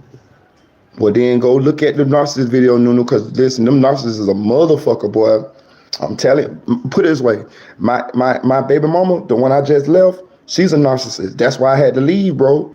That's why I had to shake her. For real. Didn't want to shake her, but I had to. That shit wasn't popping, bro. I ain't with that narcissist shit. But let's continue to listen to track interview with DJ Academic. Being the platform you have on the media makes sense. Then it, like me being who I am as an executive, coming as an artist. So, you know what I'm saying? And then some people was like, man, how you signed all the big artists and you signed it? So it was funny to see the reactions. But nah, I was just trolling y'all. You know what I'm saying? It's definitely love, but I ain't signed academics. Unless you got 10 mil for me. Well, that's what I was going to ask you, though. Right? Well, I don't have 10 million, number one. So whoever is out there, I don't got 10 million. Stop saying that. Do not even think I do, okay? When I be just talking, I just talk shit. I'm a shit talker. Anyway, I guess the obvious question would be like this, and especially it would probably also come from me, too, because I've been telling a lot of people, yo, y'all keep pocket watching, and I do pocket watch, too. Y'all keep watching the rappers, but a lot of times the people who really getting the money, managers, executives, the people who don't care about the limelight. So now this is almost a reverse dynamic where I already, and yeah, I've been pocket watching track too. You are bagged up. You got the money. And I have a theory why you might be doing this, but we've never seen executives start out executives and say they're rapping. Right. It's like we've never seen like a general manager or owner for a team saying, yo, I've been in the gym too. I'm getting on the court. It's usually like, it's the other way around. You see the player become an executive. You see the rapper become an executive. You never see it other way around. Obviously, I kind of know the story of your plight, but why do that now? It's really like, why not, right? Because what's the purpose of working hard and financially getting to a place where you could do stuff that you're right, when it's like I see the trades too. Take a trip to Belize and Europe and go on a vacation or whatever. I want to take my, my funds and the money that I done made and express myself artistically, like, because I've been in the music game for so long. I was always around it, even from being an executive. If you looked at my past interviews, I started as an artist. So it's just like now it's like, hey, I'm doing stuff that I want to do. I done dropped the whole reality TV show because I want to do it. Like, why? You're right, Winnie. He definitely displaying narcissistic characteristics, and what he's not saying is, what he's kind of saying is, he's tired of being in the background. He's tired of seeing all these other people get that shine and that adulation from the fans, and he not get it. But at the same time, he the one who helping these people become stars in the public eyes, but nobody knows who he is if he don't do these interviews or these controversy behind these artists that he manages happens. So he wants to step out and be in front. He wants to be Kodak. He want to be King Von. He wants to be Melly. Yeah, definitely narcissistic traits. He's not happy playing the background, just getting the bag. To do it, like, why not? If you got the money, you got the resources, why not? You feel me? Some people, construction workers, some people work at wherever they work, and this is what I do. I love entertainment, so shit, I'm gonna do reality TV. I'm gonna be an artist. I'm gonna sign more artists. I'm gonna just do everything because I'm able to, and I'm financially blessed that I could do that type of stuff without hurting. You know what I'm saying? So let me then ask you, which Done I stole would all believe is a Melly money, popular huh? question: are you doing the Khaled? You know what the Khaled is? Yeah, for sure. The Khaled started off like we the best. We about to like, yo, here's these guys on a remix or these guys on a song. Start introducing new artists. Then that motherfucker found the Snapchat app. Right. In the app store. And all of a sudden he said, fuck you niggas. It's all about me. Damn. Don't get boxed in by a What they got going on here? Tighten that Spotify. Hey, look. That motherfucking track he's something else, bro. He's something else, bro. This shit here's listen. This guy deserve his own motherfucking deep dive. Trap Lord Ross need to get into his ass. Cause I'm telling you, it's just something going on with Track, man. I'm telling you, something going on with Track, man. You know what I'm saying? He doing all of this shit when Jacoby Mills just said that he gave you the murder weapon, nigga. This man said this is in black and white, and you still got your spoiled ass jumping in front of these motherfucking cameras like these white folks ain't watching you. Like, you got fucking witness tampering, they looking at you for witness tampering and all type of shit, and you still want to get your spoiled ass in front of this camera. We the best records. We ain't hear nobody else since. Like, we heard from Ace Hood, but last time I seen him, like, his watch was like disintegrating. No, you know that. You remember that. You remember when he fell off? Oh my God. Right, and he put it back. Yeah, he tried to. Yeah. Anyway, salute to my boys. He been doing yoga with his girls. Salute to him. Anyway, what about that assumption? Shout out Keela. Last time you were here, we were in the other studio. Mm-hmm. You had artists with you. Right. We know you from Lil 50, Rico Cartel. Shout out to them boys. Of course. Yeah. We know you from being involved with King Von, his manager. Rico Cartel from Orlando. If you ever pay attention, I know about a lot of them boys, but I do not speak on any Orlando rapper. The reason why I don't speak on Orlando rappers is because I got a lot of family in Orlando, and I'm telling you, it's really, really up in Orlando. Really, really up. Like, anybody can be touched in Orlando. Ain't nobody off put up and off limits in that Orlando. I'm telling you, everybody know everybody. Everybody know everybody business. You know what I'm saying? Like, all these rappers that you hear about from Orlando, Glock 9, Pootie, what is his name?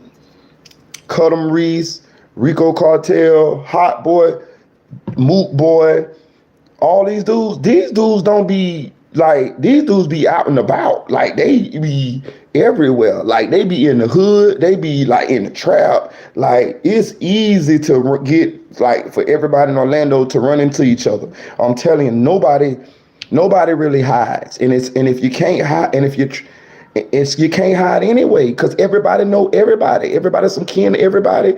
You know what I'm saying? The only way to hide in Orlando is not to be in Orlando. Be somewhere else where a broke nigga can't get you. You know what I'm saying? Like, fly somewhere. You know what I mean? Get a couple connecting flights somewhere. You know what I'm saying? That's the only way. You know what I'm saying? So I just be trying to keep shit, you know what I'm saying, a certain kind of way until I can,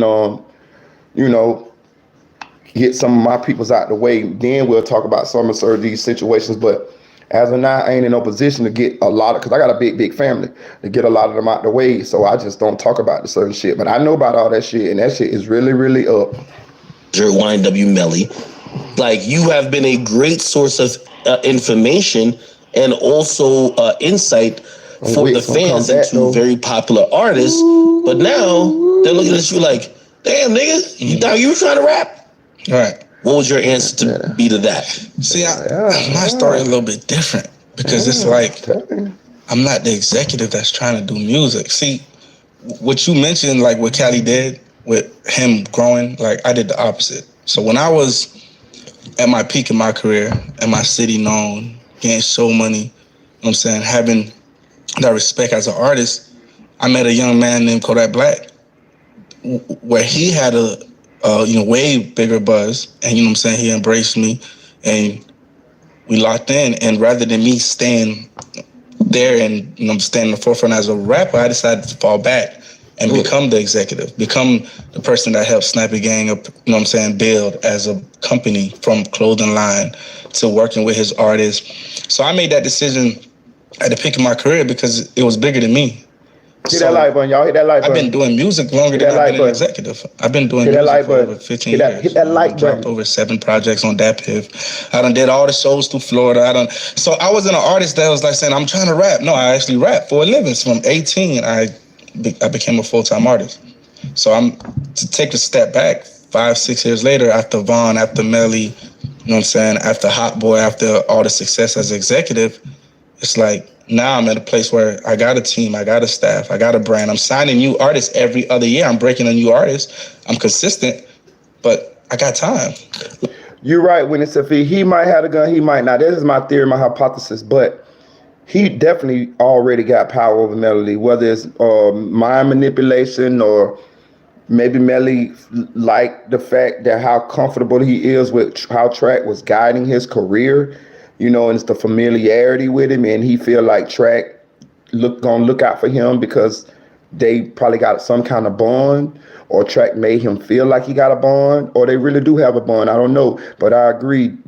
Track definitely has an influence over Melly, whether it be the murder weapon that Jacoby Mills said that Track said that he would take care of, or whether it's just that he manipulating them or got some kind of real, genuine bond with him. You know what I mean?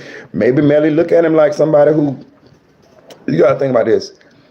Melly we all know what Melly past was. I told you about the, situation where his mom boyfriend, Benny King, jumped on him, went to jail for child abuse and all of this stuff.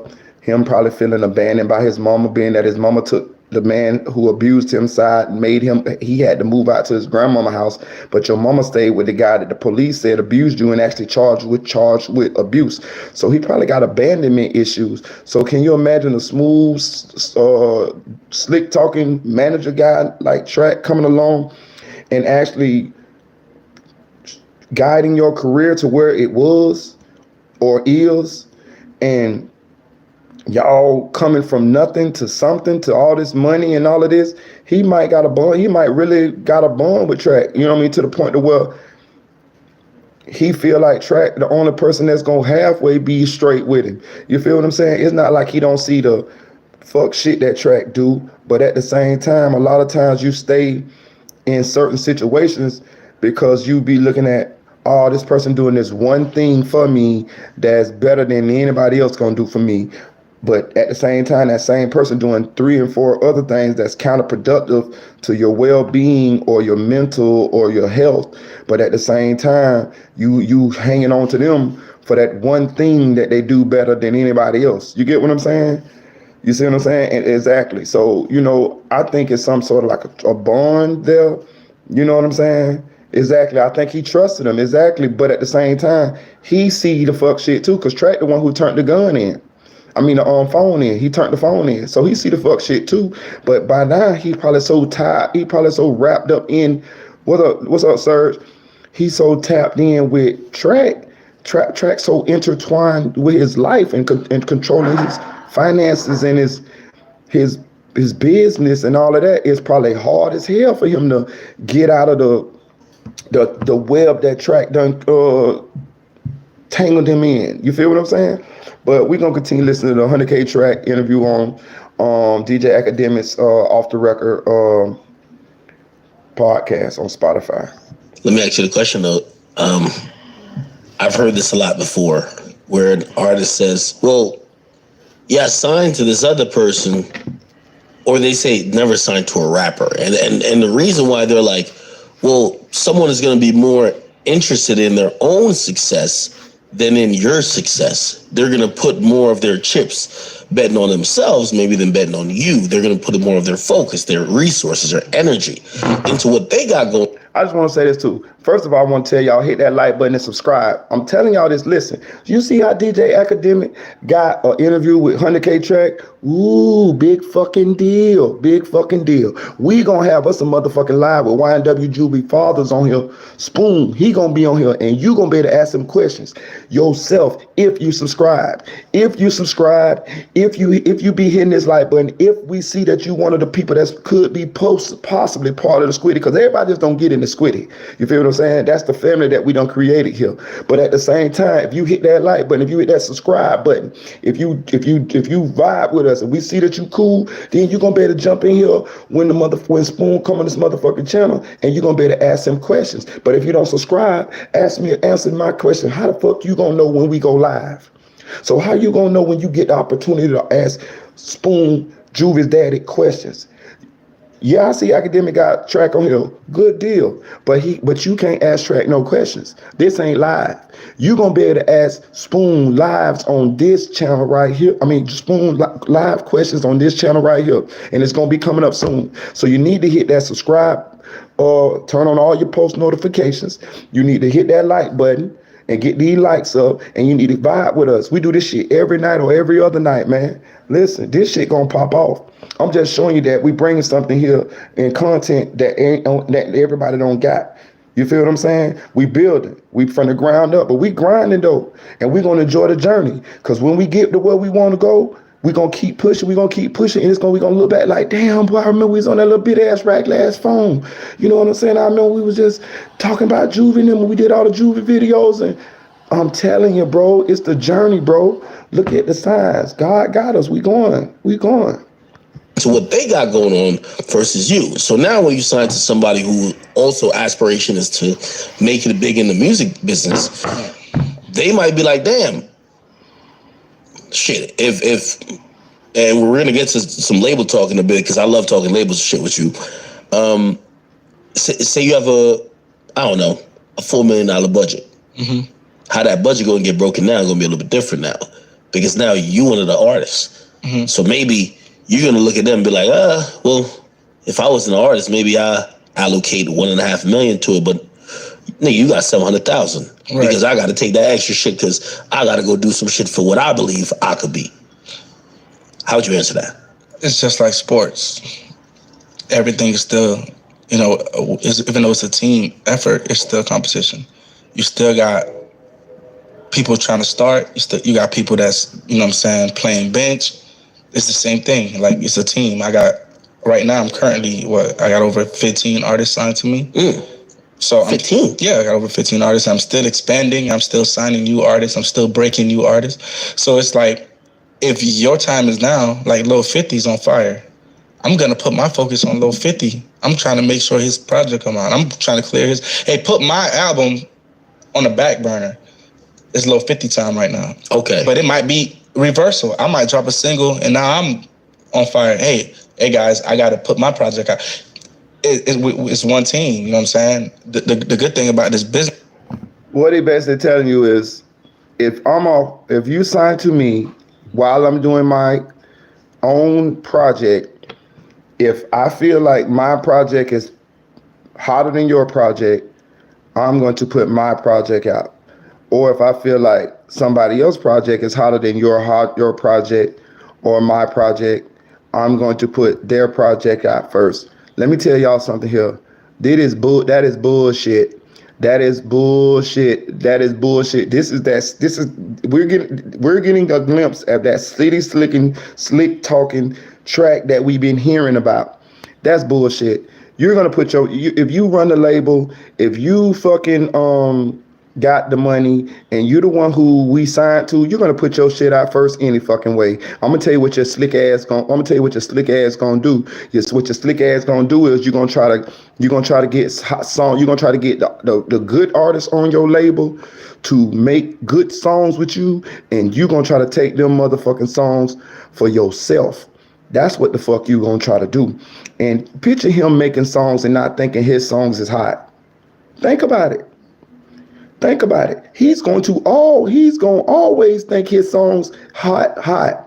You feel what I'm saying? I'm telling you, he gonna pour all them resources into his own fucking shit. He's lying saying that if somebody else on the label is hotter than him, he gonna put that shit out first. Bullshit. The only people that he will put out before him is the established artists like Melly. That's it. Let me think. That's it. Nobody else on that label would get put out before Track. Maybe Hot Boy. Maybe. And why I say maybe Hot Boy is because Hot Boy did kind of pop off a little bit, but he is still not through the roof. He ain't reached the Melly level yet. You feel what I'm saying? So, but I'm saying is he's lying. He's going to put out his own project first. He's going to pull all type of resources. He gonna pay Lil Wayne. He gonna pay fucking Lil Baby. He gonna pay all the big headliners, and he gonna eat up that motherfucking budget. And he gonna put them songs out. If Track make a song with Lil Baby, and you is an artist on Track label, and you got a hot song, just you though, it's just you, and you ain't got no name, but you hot though. I mean, you good though. He's going to put out that song with him and Lil Baby before he put out that song with a no-name artist that is a really good song. You feel what I'm saying? You get what I'm saying? Bortland ass ain't never coming back out. Trust me. You trust me when I tell you here. Bortland career is over. Exactly. B Slime ain't getting shit. B Slime, exactly. You know what I'm saying? And that's why, and this is, if you listen to what he's saying, he just validated why you don't sign to an artist. Because he basically said that if my shit, put it this way, if you're signed to Def Jam, you ain't got to worry about your album competing with Def Jam album. Because Def Jam don't fucking rap. Def Jam is a fucking record label. He's saying that if you on his record label and his shit is hotter than your shit, he gonna put his shit out. And you gonna just have to be a team player about the shit. Nigga, I don't want to be on your record label because I don't want to have to deal with battling against the record label for fucking resources. You feel what I'm saying?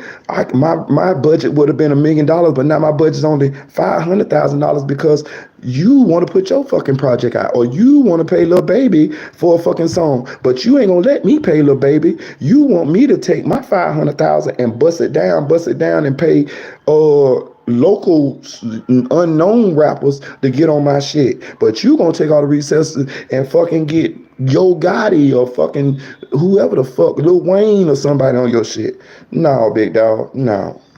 Business is, you're looking at a 12-month time frame. Within 12 months, you could drop over 7, 8, 10 projects. Is that the goal? Because I think I've looked at you now, and some people would initially say, well, how did this one guy... B Slime ain't getting shit out that budget but some Hershey chocolate and some motherfucking what do you call it? Ritalin. This one guy get connected to so many people, and some educated minds, include myself, I would like to think, would say, I think he has a great ear for talent.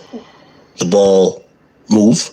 He knows how to get to the finish line. For example, if we could look at your impact and your help when it comes to either Kodak Black, when it comes to even Jack Boy, whether it comes to YNW Melly, obviously, notoriously too, and obviously King Von, then we could be like, whoa, if this guy's connected to a bunch of success stories, maybe he's also doing something that's successful. Right. So it then comes to a situation where a lot of people now look at you, or they did look at you, or they heard about you. Let's just say that. Oh, that's King Von's manager. That's YNW Melly's manager. But after a while, if you know the music business, it's like, that guy isn't just lucky. Maybe he's talented. Right. Maybe he's great at finding talent. Maybe he should have his own situation, just like many other people do. Right. And I do realize we have an announcement to make. Yes, we do. The real announcement from the troll, you know what I'm saying? Other than, having the great pleasure of, having artists with multiple labels in this industry. You know what I'm saying? Shout out to all my partners and, every executive that I do business with, because it's always genuine love. But, right now, the 100K brand remains solid brand. We just did our joint venture with 300 Entertainment / Warner Music Group. So, so we're officially locked in. With our JV situation, we currently signed an artist named Breezy Lynn out of New York, from Brooklyn. You know what I'm saying? Big things coming for her, and I'm very excited about it. Everybody know Melly signed to 300. If they didn't, well, now you know. So I had previous interaction with 300 from Melly and YTB Trench, but this is the first time as a company that I actually been, actually with a joint venture where it's locked in. So I like to bring things into layman's terms for people who break it down. don't understand like the label speak sometimes that we might indulge in. 300 Entertainment, they were the label that Wind Up and Melly was on. Right. And they had incredible success. Yeah, for sure.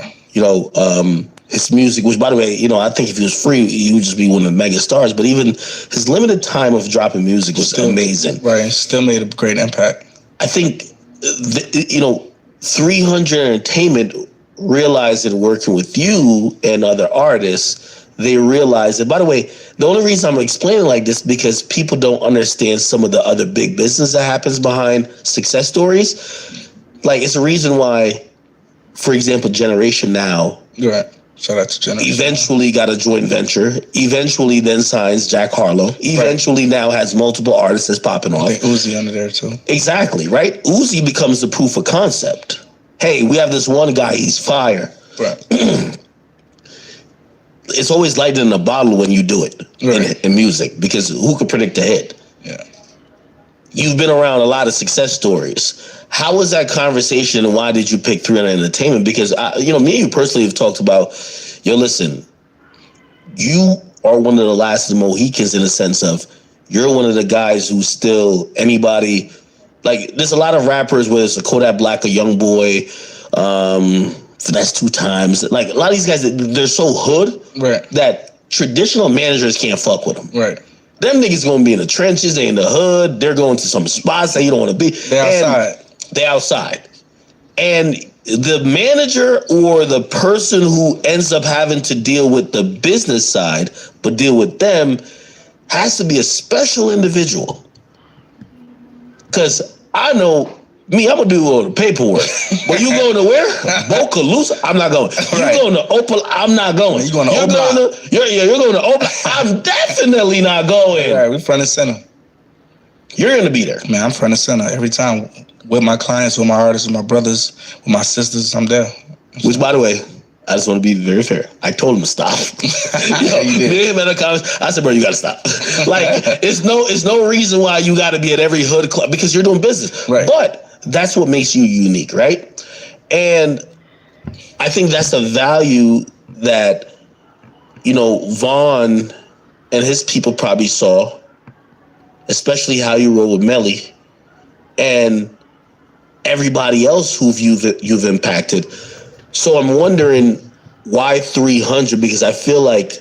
Hey, man, listen. Is it just me or did fucking Academic just talk all the fucking way around the fucking bullshit? Listen, man. He just... Listen. Academic just talked motherfuckers out of the chat, bro. Listen, I'm telling you, I just watched the chat go down like 30 motherfuckers. That's because fucking Academic is sipping on his fucking cup and he fucking rambling. He started out finna explain to us what the fuck the situation was about Track signing with 300. How he supposed to been breaking the shit down in layman's terms, and now he fucking getting off in some other bullshit. I told y'all, listen, these motherfuckers can't out talk me, y'all. If you put me on a panel with these motherfuckers, I'm telling you, I'm gonna eat these bitches for lunch, cause I'm watching what the fuck going on. He fucking done fucked the whole shit up. Look at DJ Academic. He fucking the whole shit up. Now look, I'm back talking. We back up to almost 40 fucking 40 fucking people in here. He done talked the fucking chat to the fucking death. Like, bro, get with the fuck you were finna say, bro. God damn. He supposed to been explaining to us what the deal was between 300 and fucking 100K management. He done fucking got off into this other bullshit. He talking about you, they sending you the O Block, they sending you the Bookaloosa and all that. Fuck all that shit. We want to know what the fucking deal was. We want to know how the fuck Track, what the fuck is the deal between Track and 300? God damn. Shit. Like a person like you could walk into any building, right, and get a deal. Yeah, I mean, 100%. You know what I'm saying? And bro, that wasn't even the fucking question, bro. I promise you, he just went off for 5 minutes. He initially started telling us what the deal is between 300 and fucking 100K management, and that's what the fuck I wanted to know.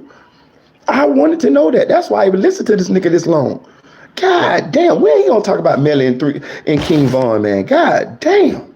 you know what I'm saying? And I technically probably have an artist in every building. So I don't experience every, you know what I'm saying, type of business from Universal to Warner. And 300 away from Melly, like I said, we double back on YTB Trench, you know what I'm saying? Free Young Thug. Shout out to YSL, the label, you know what I'm saying? It's been a pleasure to do business with Thug. He's a great executive and an artist. But with you hear what he said? He said we did business with Thug. What was the business? Was it the one or two little songs that Melly got with Thug? Or was it that Melly signed to YSL through 300?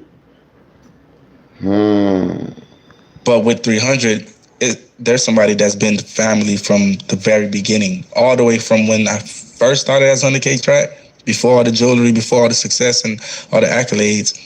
They was the same that there's right now. They never looked at me any different. So they always had that aspiration for me. They always seen where I could go, you know what I'm saying? And it stuck with me just to see 5 years later, even through Melly case, even through like my own situations, they stayed by my side and they always had like that family vibe. And the business, always been great business. How do you switch it off? Like, for example, no disrespect to my man over there, like, do y'all notice we still don't know what the deal was between 300 and 100K management? That's what this initially started as, for him to tell us what was the deal. We don't fucking know the deal because he academic drunk sipping on his fucking cup, and he done fucking rambled off and forgot what the fuck he was supposed to initially been fucking saying, bro. I'm telling you. Like, I could tell you from 300. He's a corporate guy. He's my guy. He's cool. He's a cool guy. But like, I could tell, hey, he's here to represent a label. Hey, y'all, let me tell y'all something. You watch when we blow this motherfucking platform up. Bro, watch when I, listen, I'm going to get on a panel with these niggas.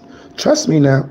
Trust me. I believe it. I know it. I done already did debates and shit. In Orlando, I done been on podcasts. I had my own podcast in Orlando. So these niggas in Orlando, they know me. The rappers in Orlando, they know me. This ain't my first rodeo with this shit. You know what I'm saying? I just brought this shit to YouTube. But so bitches know I can talk. So what I'm trying to explain to you is, if you put me in that chair right there with Track at, and you put Track right there in the middle with that fucking, in the middle right there with that Spotify sound at, and you put Academic on the other motherfucking side right there, you watch what I do here. I'm gonna let them talk, and then I'm gonna, nigga, I got a drum with this mouth. I would have already been peeped that you fucking ain't on point, Academic. You ain't on point. You initially was finna tell us what the deal was between Spotify and 300, and you done got off into some other bullshit. When they gonna start talking about Melly, man? Label. He's here to represent a initiative. I could tell, okay, cool. Now, instantly, because I could tell that, I could tell what other things he probably wouldn't be involved. Like, it's a rare individual that could do both. Mm-hmm.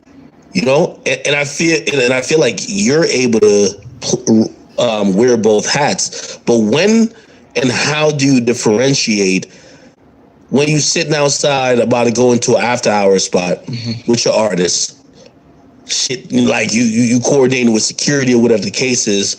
Or by now, hopefully you have people to do that. But it's still, you're dealing with people who what the fuck is he are in the shit versus you're now dealing with people who are in boardroom meetings, and hey, it's every Tuesday, so we got to have our weekly call. Right, and, it's a lot of calls. You know what I mean? How do you switch hats? Because those are two different personalities, ain't it? Well, I think you hit it on the head. You got to be the same person because you know what I'm saying. You want to still have your same qualities and the same beliefs that you have, but you got to be able to change. Like, hey y'all, listen. Let me tell you something.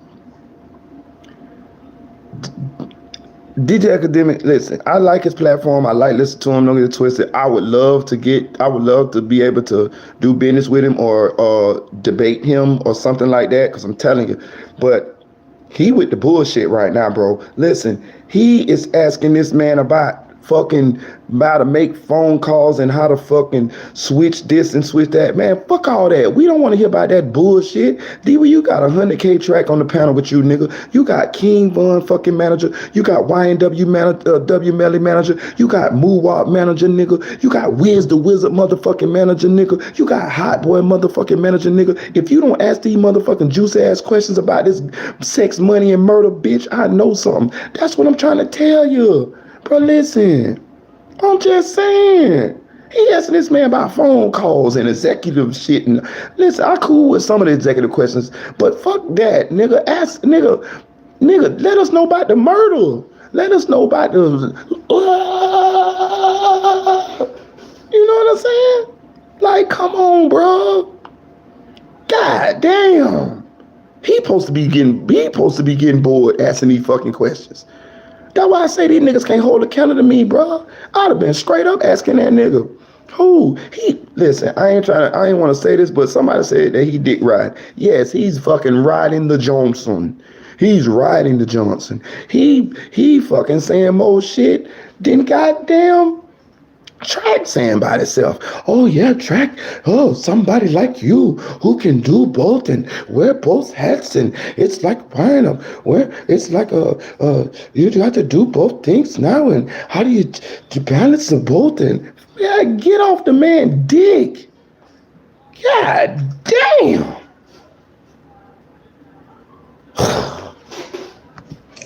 because being in meetings and speaking to, you know what I'm saying, multiple people, being like the organizer and the leader of the situation sometimes, like, it's no difference than being with an artist in the clubs or being in the trenches. It's just different conversations and different goals. So if I got the same belief and I got the same work ethic and the same like mentality, no matter what I'm doing. So I'm gonna be a good person. I'm gonna do the best I could do, and I'm gonna learn. Like, I'm not always the person that learn, like, that knows what's going on. Like, we might be in a meeting and they say a word that I don't know. I'm gonna be the person that say, "Hey, what does that word mean? I don't know what it means." I'm the type of motherfucker I jump right out of the box. So he went to talking about all that bullshit. I was like, "Hey, so you hit Melly Mama?"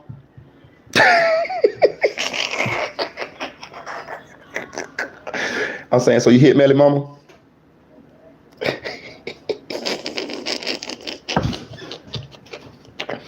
Yeah, all that shit. Yeah, I feel you, bro. Yeah, man, you got a lot of man, there's a lot of responsibility that you got going on, man. You got a lot of careers you got to balance. But I'm saying, no, you hit Melly Mama?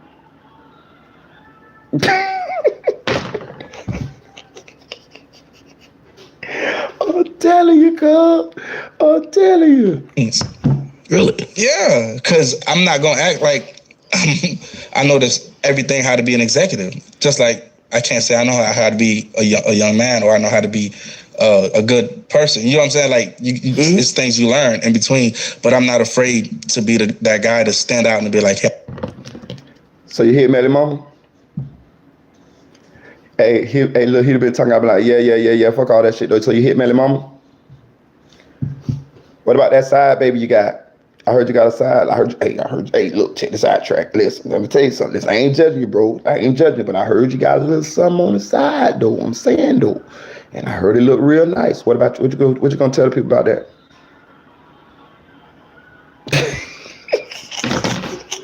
I'm gonna be like, "Hey, I don't know what that means. Can you show me?" Like the A&R or the marketing department, or listen, let me tell y'all something, bro. Let me tell y'all something. I give zero fucks. I'm telling you, listen. People know me. I'm the dude that gonna say what everybody be wanting to say but afraid to say. I've been like this all my fucking life. That's why I had to fight. Cause bitch, you can't talk the shit that I talk and fucking wasn't able to back it up or fight or some shit like this. I'm telling you some real shit. Listen, I'm telling you, on my motherfucking mama, if they put me up there with them, I'm going to ask the shit that y'all be wanting to fucking know, and I don't give a fuck who the fuck he is, and I don't give a fuck about fighting, shooting, none of that shit. Listen, I'm not gonna be the one to fucking be up there and just be all starstruck and pussy and all of this shit. Now, if I like you, I like it. That's cool. I'm not gonna be obnoxious just to be obnoxious. But what I'm saying is, if it's some shit that we really want to talk about or hear about, I'm not finna be up there asking you about fucking making phone calls and being a fucking executive. I'm not gonna ask you about that shit. Fuck that shit. I don't give a fuck about you, executive and all that shit. I want to know about Moowop. I want to know about King Von. I want to know about Melly. I want to know about you turning the gun in. Jacoby Mills said you turned the gun in. What the fuck is he talking about? That's the shit I want to know about. And I'm gonna ask that nigga. Fuck that. Fuck that. Or the artist or the security, I learn from everybody. So I'm always adapting and always learning and grasping. And once you get it, I excel at it. I like that quality. I like that trait because I think it's ultra important. And for people who, you're right, Keela. I believe you're right. I believe Track already told don't be asking certain questions. But I wouldn't give a fuck. I'm still gonna ask them questions. And even if you don't ask them bitches, I want your reaction for you dropping the microphone, storming out, and getting the fuck off my platform. And then I'm gonna motherfucking post that. I'm gonna post you getting mad, not answering the questions, and walking off my platform. Fuck that. Listen, you're not gonna dictate what the fuck we gonna ask you on this platform. You feel me? Because what the fuck your purpose is then? What the fuck point to do for me to bring your motherfucking ass on my platform if we can't even ask you the shit that we want to ask you about, the shit that make you interesting? The fucking him answering phone calls and all that shit don't make him interesting. The shit that he got going on with Melly, that what the fuck make him interesting to us right now. You feel me? You know, back when the King went, and then when the Lil Tim trial come up, him got the Officer Francois shit. What's gonna make us interested in him? We ain't listen to this nigga for his rap lyrics or his fucking managerial prowess. We want to know the tea. We want to know the dirt. We want to know the controversy. So ain't no way I'm fucking bringing him on my platform without asking him some of those questions. It defeats the fucking purpose. I don't give a fuck who you is. I'm not bringing you up here for you to promote your whack ass album. The fuck? These niggas be, you know what I'm saying? These niggas be wildin'. Oh man, goddamn. You see how Leo Cohen got me? Oh, they pulling that shit again, y'all. It's pulling that shit again with the chat, y'all. I'm telling you, bro, look how they be with the bullshit. Bro, I'm telling you, listen, it seems like every so often they pull this shit with my motherfucking chat. But fuck that. We gonna keep going tonight. Fuck all that. I can't see y'all chat, dog. I can't see the chat, bro. It's been doing this shit. I'm telling you, I believe Leo Cohen be pulling this shit. As soon as he find out we on live talking about Melly, he fucking cut the chat off. I'm telling you, bro. Nasty motherfucker. But we gonna keep going tonight. Fuck that. There's so many people that follow me that they're asking like the questions of the music industry seems like a Tony Stark job. Where you get to make your, like for a lot of people, that's what it is, right? That's kind of raw though. No, it's bullshit. Like there's a lot of people, they have a job, it's 9 to 5, it's rigorous. They don't even see how they're affecting shit, right? Like no disrespect to the person who's at Walmart just stocking shelves or just picking up the carts, but they don't see how they affect the bottom line, the business. Right. So a lot of people in life just want to make an impact. You know, obviously you're gonna have certain people who just want to be stars, but you have certain people, they want to be able to affect shit. Right. And they're interested in the music business. You know why? Because the music business, they can see the effect immediately. You're affecting culture. You can see success happening. They feel bigger than what it is. So a lot of times they're looking for how do you do it? And I always, like, my whole motto, I'm trying to tell them, listen, look at me. Look at everybody but the rapper. If you're gifted with a rap talent, great, pursue it. Right. But if you really want to be in this shit, you could do it else otherwise. Right. Your story is an amazing story of how you affect the business and also the culture by just not being what people would think you need to be. Facts. However, you're connected to two huge artists. Right. Got to get some questions about that. Melly. Yeah. Trials just started, apparently. I see Free Melly 2023. B-Slime said that, I believe we're at jury selection. Yep. Update us on what's going on with the YNW Melly trial. Okay, so, you know what I'm saying, a little update on it is that we're finally starting. Where now, we're, you know what I'm saying, we're picking the jurors, the jury, and then from there, it's on the popping. You know what I'm saying, the defense lay down what they got, the prosecutors lay down what they got, and we're looking at 2-3 months.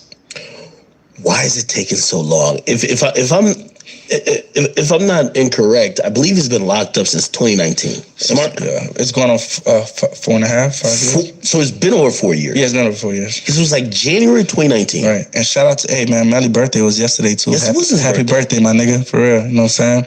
Y'all wish Melly a happy birthday, May 1st. And so we teed up. For sure lit for my boy. You know what I'm saying? He'll be home this year. I'm gonna sound like a complete bitch with this, just because this is the question girls ask. Is Melly a Taurus? She a Taurus, just like me. We're Taurus babies. That's my sign. Wait, May 1st is Taurus. That's my I'm May 17th. I know I'm a Taurus. Yeah, you're a Taurus. Like a Taurus. You 2 days before mine. I'm May 19th. I only know one other person. This is gonna sound crazy, Dick Ride. The only other person I know born in May is Chris Breezy, May 5th. Oh yeah, we lit. Well, actually, Taurus gang. Well, I ain't gonna say the other person. Everybody gonna be like, "Oh, May's the worst." We lit. 6ix9ine born the 8th. Hey, man. Hold on. Taurus gang, Hold on. man. Let's figure this out. So here's what I'm gonna ask you the questions people are asking. Yeah. Why has it taken so long for Melly to get in front of a judge? By the way, the YSL, the guys who got locked up for YSL, just to compare. I know it's in Georgia, and I know that's Fulton County. He talked too fucking much. They got locked up in May 2021, and here we are in May 2023. Oh, no, 2022. They got locked up in May 2022. And here we are in May 2023, a year later, and they're picking jurors as well. Yeah. Why did Melly's situation take 4 years? Because it was a death penalty case. So we had to situate the verdict of the death penalty first. That's a whole process by itself. Because before we go into trial, the goal was to take the death penalty off the table, which if you guys been following the case, you know that we had won the motion to remove the death penalty, and then the prosecutor went back, or the state went back, and then you guys won that motion, didn't you? We won the motion, and then the state went back and appealed it, and then they wanted to appeal, and then it went back. Then we had to wait on the Supreme Court to make a decision on the. Ain't that's what I told y'all?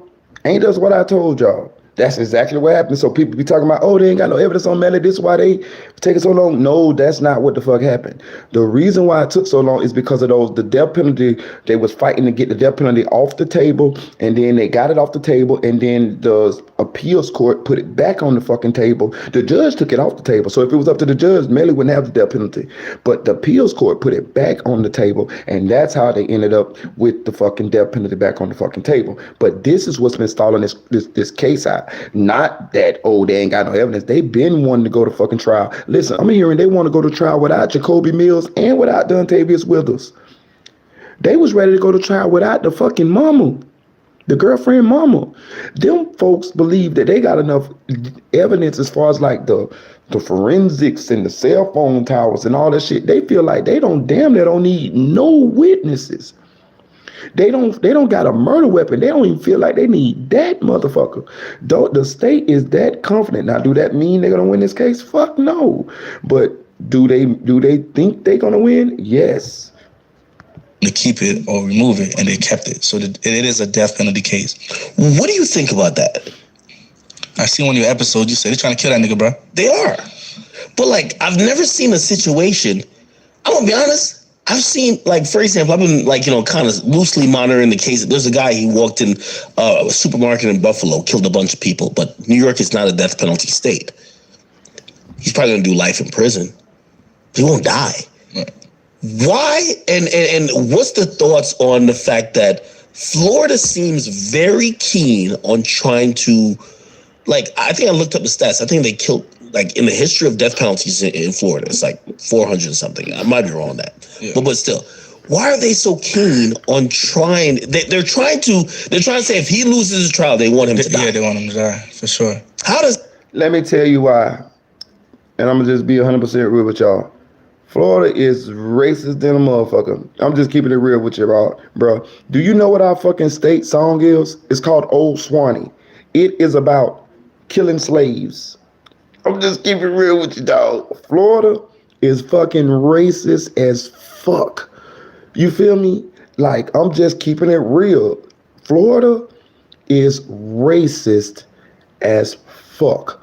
And I'm not talking about like the whole Florida, of course, not the whole Florida, but the people who is in positions to make laws and legislation and the real behind the scene movers and shakers. Florida has a racist undertone to it.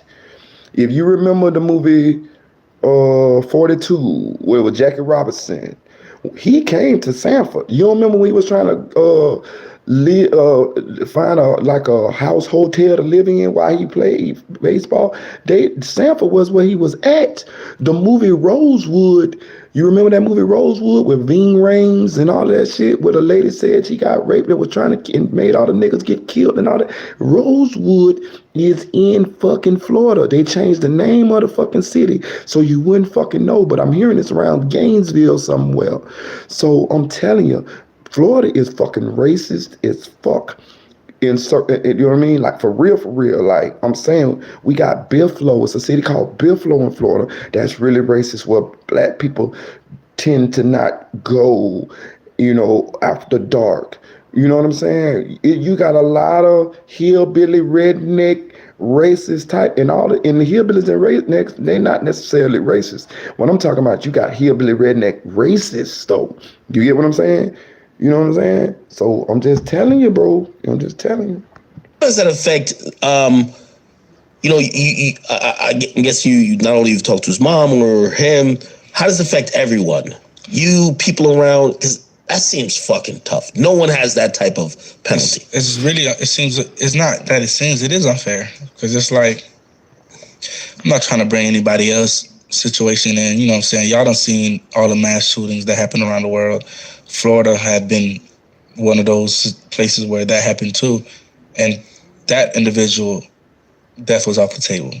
But the dudes who killed X, they're just getting life. Like, again, we don't even know if Melly's guilty or innocent. Right. But they're pushing to say, not only we know he's guilty, but we want him to die. That's something, you know what? Maybe it's want to just like prove something, or maybe just being hard, just trying to, you know what I'm saying, make an example out of him, because he's a celebrity. He's a, you know what I'm saying, he's someone that a lot of people know. And I'm gonna say this, y'all. I can't see y'all chat. This shit done happened 3 fucking episodes in a row. It seems like when I get a certain, it just seems like after a while, and this shit ain't never happened before, they cutting off my fucking chat. You feel what I'm saying? So I'm just gonna keep freestyling this thing. I can't see if y'all can see me. Y'all continue to do y'all thing or whatever, but I'm finna continue to quarterback this thing, because they ain't finna keep fucking stopping me. I'm hearing Lyor Cohen is over. Y'all told me Lyor Cohen is over the music department on YouTube. Of course, Lyor Cohen owns what? Fucking 300. Who we talking about? We talking about 300 in here. When we talk about Melly, we talking about 300. When we talk about 100K track, we talking about 300. So maybe he's seeing these videos, maybe, you know what I mean, or whatever, however it go. But I'm telling you, I ain't never had this shit happen before, and they stopped, and I can't see none of y'all chat. You feel what I'm saying? The chat still, the live still going, but I can't see the fucking chat. So I'm just gonna keep on fucking going. Fuck that shit. Y'all ain't, nigga, fuck that. I can't call it, because it don't make sense on why this is a death penalty case when so many previous cases fell short under that criteria. But this specific case, the state wanted, you know what I'm saying, and they won it. They won that verdict. So it's confusing. But the family and myself and everybody else, you know what I'm saying, we have high faith in Melly's in our prayers, and we believe that it's going to be, you know what I'm saying, at the end of the day, the verdict is going to be not guilty and he's going to walk out. So regardless if it's death on the table or a life sentence, I always believed in my heart that he was innocent. And a lot of his fans and his family believe that as well. And you know what I'm saying? So it's all or nothing. Like it was from the beginning. But now it's really all or nothing because it's life or death. There's been a few cases, I think, in our lifetime, especially, let's talk contemporary wise, where I think it's just been all or nothing. And obviously, I have a special bias. I always tell people when I talk about the case, I have a special bias for Melly because I love his music. Right. I think he's just incredible. I think he's just... Get off the Johnson, DJ Academic. You riding that motherfucker like a cowboy. God, yee. You riding track dick. God damn. I just always just had a special love and a special unbiased. And come on, bro. He even forgot to answer the question, to finish asking the question about what is the deal between 300 and 100K management because he's so busy riding the Johnson. God damn, Ack. And I tell you this to your face, big dog. You know you forgot to answer the goddamn question. You too busy up there drinking and forgetting what the fuck we want to hear. You're too busy, but I want to show this to y'all too, to maybe motivate y'all. Do you see? Anybody could do that shit.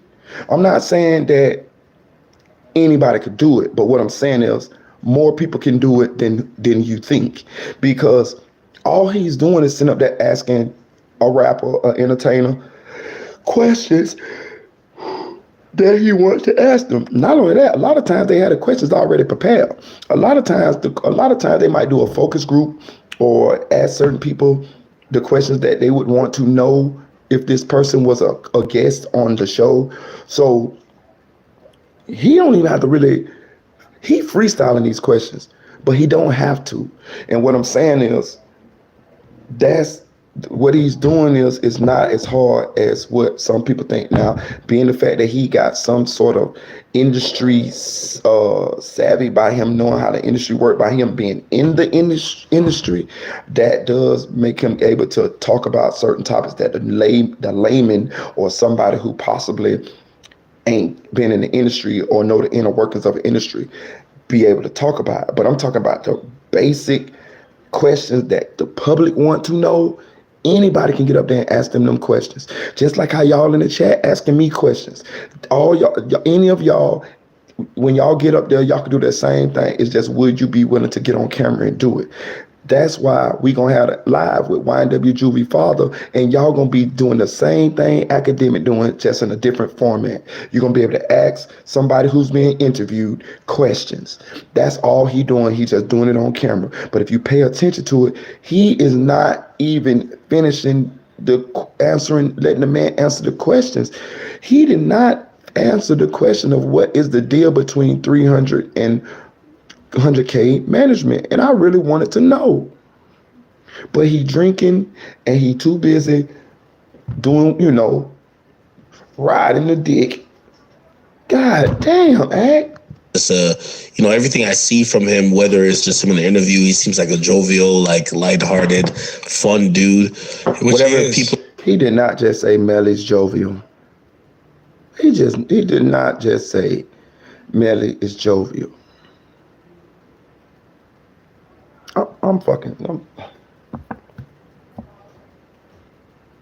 You going too far now, Ack. You gone too fucking far. The man is on fucking trial for fucking double murder, facing the death penalty for killing some people that he knew since he was a fucking tadpole.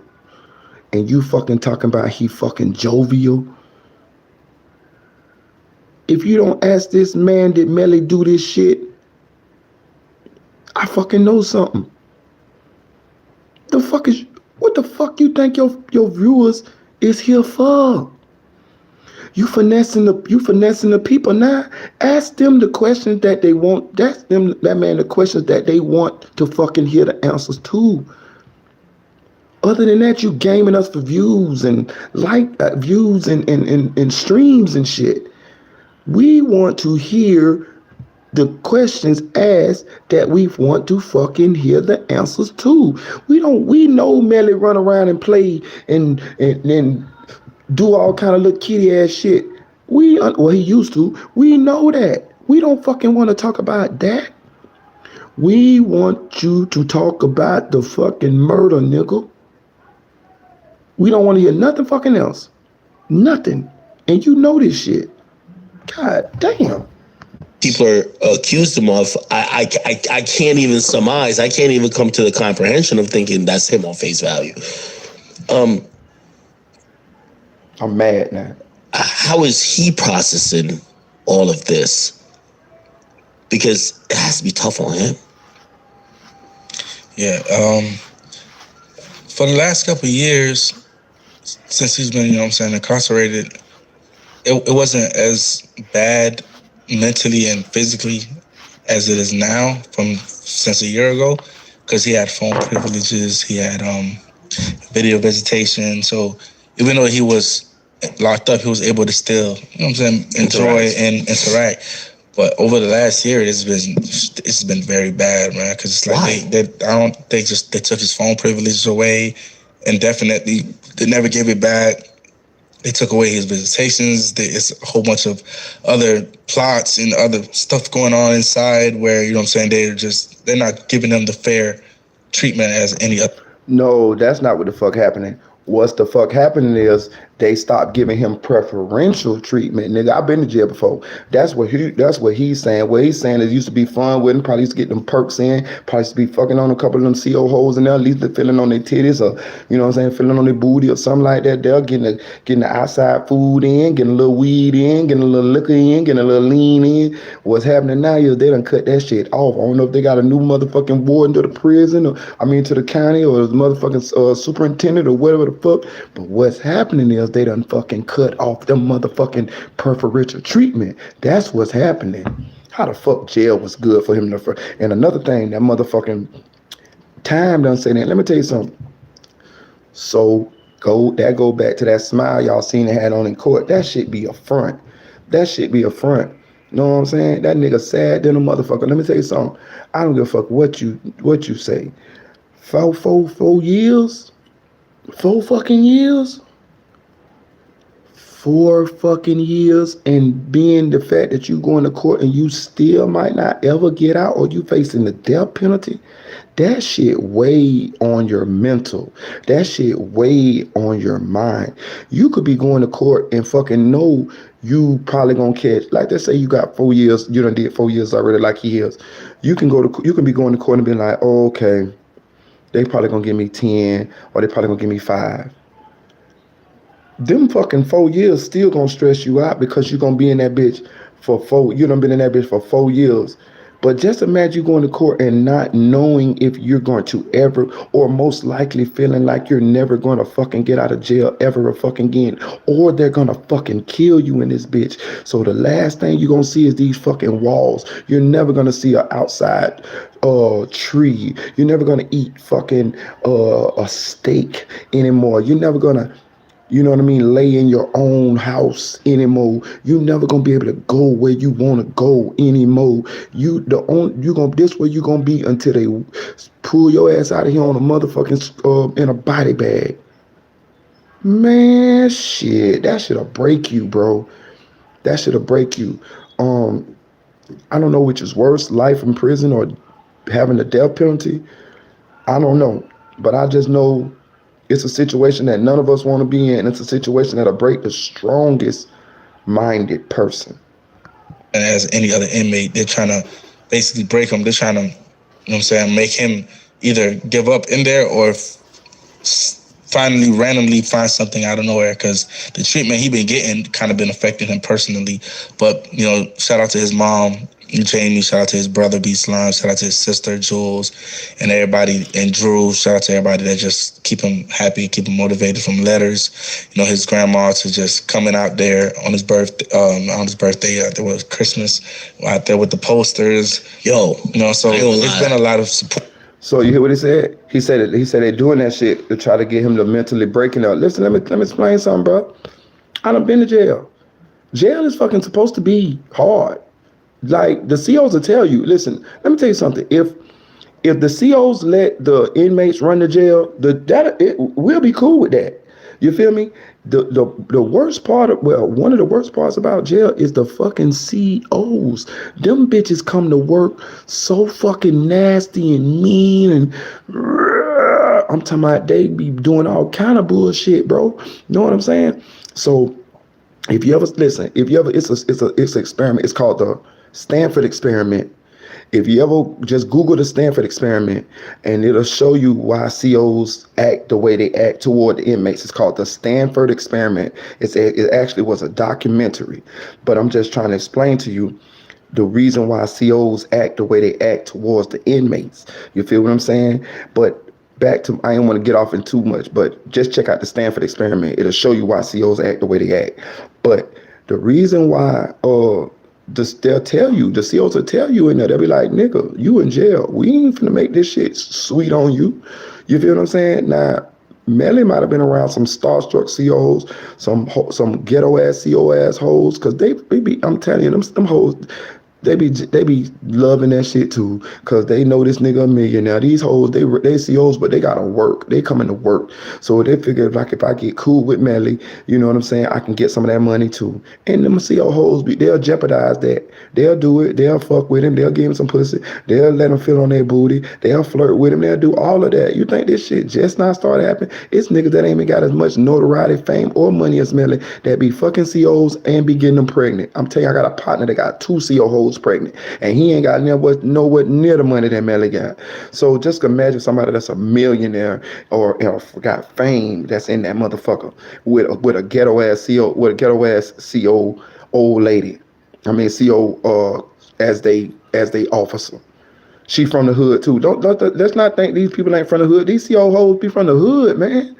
They be from the hood. You see when you get out of jail, you see these same CO hoes at the clubs with you, nigga. Swear to God, they be right there. You know what I'm saying? So that's probably what he had going on initially. He probably was in there with some COs that was sympathetic or clout chasing or thirsty, and he was able to, you know what I'm saying, manipulate the system, you know what I'm saying, which he's supposed to do. You know what I'm saying? Like, I ain't gonna cap. That's what he's supposed to do. You know what I'm saying? He's doing what he's supposed to do when it comes to that. But what he's saying now is that shit don't start. He might have got different COs, or they might have seen how much fun he was having in there, or it looked like he was having in there. And they might have probably shook his room down, took a lot of his shit, and decided to, really make it hard on him. And they can do this. The COs, if their bosses tell them to do this, they will do this. It could be like a coordinated effort to make sure that you are having the worst experience in jail as you possibly could. You know what I'm saying? You'll think that same CO that was cool with you today, he ain't cool with you no more. He writing you up for bullshit, trying to put you in lockdown, calling, you know what I'm saying, coming to you, trying you, going in your room, shaking your room down, taking your pictures, all type of shit. Yeah, they do that. They fuck with you now if they want to. And he talking about, it looked like they trying to make him break. Yes, they will try to make him break. They don't give a fuck about him like that. You know what I'm saying? He's a alleged fucking murderer. Of support. Yo, whose idea that be? Like, yo, let's go outside. Like, I don't even know how y'all know what cell he in or where he can see, but like, it'd be like, yo, turn up for that nigga real quick, man. It's just, shout out to his family, and you know what I'm saying, like, they really know the ins and outs of how the unfair treatment he's getting in there. So if they got to go above and beyond and do extra things to get that love across, then, you know what I'm saying, we're going to do it. Even myself, I got to pick up a call or send whatever he needs done just to make sure I'm treated with urgency. Just anything to help him get a peace of mind, because they already doing their part in there to take away his peace of mind. So the last year has been kind of rough on him. I believe y'all see on Instagram he posted. No, of course I seen that. He at all the Broward County sheriffs. They've been really doing him. They've been just trying to do him green, just trying to break him or get shit out of him, which is nothing to get. And unfortunately, Listen, he think it's bad now. I never been to prison, knock on wood, but I heard. Listen, it's gonna be worse if he go to prison. Listen, they call you boy, spit on you, all of that type of shit in prison, nigga. They say my dog and them say in prison they got. I don't know which prison it is, but I just heard they say they got a jaw, and they say that bitch full of teeth. That bitch full of teeth, my nigga. And they say as soon as you go in, they show you, I'm talking about gold teeth, all that in there, it's full of teeth. And they let you know, say the wrong motherfucking thing, your teeth gonna be in this bitch. And I'm talking about they do it with no consequence or nothing. I'm talking about, listen, let me tell you something. I got a cousin that was a CO. He used to look out for me because he was my cousin. You know what I'm saying? I was a teenager. That's when I was in juvenile side of the county in 33rd. He beat one of them motherfucking jitterbugs up in there so bad, but bust their head against the toilet, all type of shit. And then when he got through beating him up, I was looking at him like, you know what I'm saying? Like, damn, boy. Cause he was nice to me. Like he used to bring me food and shit. He'll lock everybody else down and he'll call me out the room and he'll sit me. I'll be sitting in the day room. I'll be the only one in the day room and he'll give me some food and he'll let me eat the food in the day room watching TV while everybody else locked down. Looking at me through the fucking glass. That's how he used to look out for me. But when I seen him beat that dude up, I used to be like, damn, boy, I'm glad you my cousin, cause boy, you hell, boy. You a motherfucker in here, boy. Cause if you wasn't no kin to me, you'll probably be doing me just like you did this dude. I'm talking about, and ain't nobody say nothing. I'm talking about nothing. You better not say nothing. All right. And unfortunate because of his situation and his finance, he don't get the same type of treatment that other inmates would get. Yeah, I was concerned about his health issues. He's filed a couple of motions or at least approached the authorities to say, hey, listen, you know, especially during the pandemic, like, hey, listen, I got to get some treatment for shit. Y'all can't really offer it in here. Also, it's not the best situation. They will not let him out, no circumstances. They wouldn't. That's game. That's game. Oh, let me get out because of COVID. Bitch, that's game. Bitch, you done allegedly murdered 2 motherfuckers. And you think a bitch finna let you out? That's game. Do you believe he's getting treated differently than a regular inmate who was charged with the same thing, same circumstances? 100%. What? Really? Sure. Because Who fucking cares? I'm not, listen, I'm not on the jail side on this one. But I'm just saying, I want y'all to understand when these celebrities and all these dudes go to jail and they go to talking about, oh, we getting preferential, we not getting, we getting treated bad and all of this and that. That's fucking lies. You getting treated, you might be getting treated a little better, but nigga, you ain't getting treated no worse than what anybody else getting treated in there. They the same shit they doing to you. You ain't the first motherfucker they did it to. That's how they know how to do it. They done did it to multiple motherfuckers that came there before you. When you get hog tied and they tie you up and they put you in a cell by yourself and they just let you sit there for hours hog tied and your arms and shit go to get numb. Nigga, they done did that shit to 1,000 of us in there, nigga. You ain't the only bitch that done got that done too. But just since you a celebrity and you got a little pull and you got a little notoriety, you can call a couple motherfuckers and they can make a little fuss about you. You know what I'm saying, on the outside. You know what I mean? And then this story gets out. But it's niggas that shit happen to niggas every day, B. So when you know what I mean, and I'm not saying they wrong for trying to manipulate the system and tell people they been treated wrong. Cause I wanted to tell a motherfucker I got treated wrong when I got hog tied. But I just did motherfucking shout out, I think that's Nunu. Shout out Nunu for the cash out, man. I appreciate it. Shout out Sophisticated Nunu, man. For real. Shout out. Hey, look, but yeah, so that happens to everybody, man. That happens to everybody. Like, so, man, listen. He got more resources, he got more money, he got more say so. So once you get look at in a dirty mirror, that's the only way they can look at you. So anything that he may do genuinely for somebody or just to be happy, they're gonna look at it like he's trying to have his way. Oh wow. I believe that they're trying to what we've seen happen to TK, I think they're trying to do to him. Yeah. and they're pushing the limit to the point where I think they want to see the first popular hip hop, entertainer be on death row. Still, while people care about it, which is I think just absolutely, That's why, listen, he just said something. That's why when people ask me, do I think Melly gonna get the death penalty? That's why I say I'm 50-50, because I have never seen a hip hop artist get the death penalty. And this is what the academic just basically saying. He's saying that Melly will be the first hip hop artist who's actually popular, who people actually got a lot of love for, is talking about the fans, to get the death penalty.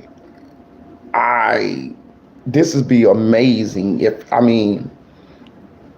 he get the death penalty. Like, I would be like amazed. I'm not saying he don't deserve the death penalty. I'm not saying I hope he get the death penalty. I'm gonna be honest with you. I don't care about him getting the death penalty at all. You know what I'm saying? Like, if they don't give him the death penalty, what I'm saying is, I'm not pro nor against him getting the death penalty. If he get it, he get it. If he don't, he don't. You feel what I'm saying? I just want some justice for my homeboy's son and Sack Chaser. You see what I'm saying? That's all out. That's what I care about. You feel what I'm saying? And it's, again, if he looked like he didn't do this, then, oh man, what you got going on, Nunu? Oh, Nunu, your boyfriend. Oh man, they pulling moves, Nunu. They pulling moves, Nunu. I'ma holler at you in a minute, dude. They pulling moves, Nunu. But look, so that's where I'm at with the shit, man. Oh, where I'm at with the shit. I send my well wishes. Are you gonna be at the trial and everything? I mean, technically, you know what I'm saying? I want to be there, but even myself, like, the state, they don't technically look at me from the best lighting either. So they make it a little bit more difficult for me to be there. Like, even last week, Drew and his family was there. They kicked Drew out. You know what I'm saying? Really? Yeah, like they at this point, it's just tactics. It just make it very uncomfortable. Oh my God! So I ain't know that. So they kicked Drew out. The COs kicked Drew out of the jail. Oh my God! So the thing with Melly is, I'm here, and I'm always one call away, and away from my schedule. If I'm available, I'm always there for him physically. But due to the scenario and the magnitude of the situation, it's always best for me to just kind of like play distant, because they're not looking at me from the best of lighting either. So anytime she get, the prosecutor or the state get a chance to show off, they're gonna try to show off. No, what you saying is the reason why you playing it from a distance is because you wrapped up and involved in this shit, and if they see you, nigga, they already investigating you. But what he's saying is, I try to play everything from a distance or whatever. No, what you're doing is you're trying to not let them know that you are still pretty much involved in a lot of this shit, because they're investigating your ass anyway for possibly getting rid of that murder weapon and witness tampering. That is why you're trying to play puppet master from behind the scenes, because you realize that they are looking at you as somebody who's an integral part of this shit, and possibly they could file charges on you, and they looking to file charges on you because you are involved, or they feel like you involved. Do you know if his trial will be televised? Because I'm gonna be honest with you. I watched the X trial, and I'm telling you, man, if you're emotionally invested into an artist or anyone, and you have to sit there, obviously I know his mom and his brother and everybody involved. family member wise. They actually try to ban them off from coming. Why? Because that's the type of timing they on. And, but due to his little brother being a minor, you should basically have to be there to be there with him because he's a minor. So be slime. But they're everybody, bro. They just Jesus. They on that type of timing. No, the reason why people probably trying to listen, they can just ban you from having a fucking visit. It got to be some reasons why they got at least state some reasons why you can't have a visit. Like this is part of your rights. You know what I mean? Like I ain't gonna say rights. Visits are privileged, but if you ain't doing nothing to keep yourself from having visits, like if you go to lockdown, you won't get a visit. You know what I mean? That's because you got a disciplinary situation as far as like they took your privilege of having visits away because you got into some kind of altercation or fight or something like that. So he's saying they're trying to ban them from visitation, which means it's something else going on. Because let me explain this to you. If I'm the police, right, and I feel like they are possibly passing information or they're communicating something to where it could be possibly got involved with this case, I'm gonna let your ass come to the motherfucking Vizzo because I want to hear what you can say. You might slip and say some over these recorded phones, and I got video so I can look at all this sign language shit that you're doing or something to that effect. So for them to get banned from the fucking, or for them trying to ban them from fucking the visitation, make me think some other shit going on. Like maybe y'all trying to pass this man some drugs or something. Like what could you possibly be doing to get yourself banned from visitation? Maybe y'all showing y'all ass and they're showing your natchy black ass, or like they say they try to ban Drew or they kick Drew out, Drew showing his natchy white ass in there. You know what I'm saying? Like what could y'all be doing to get yourselves banned from the fucking visitation?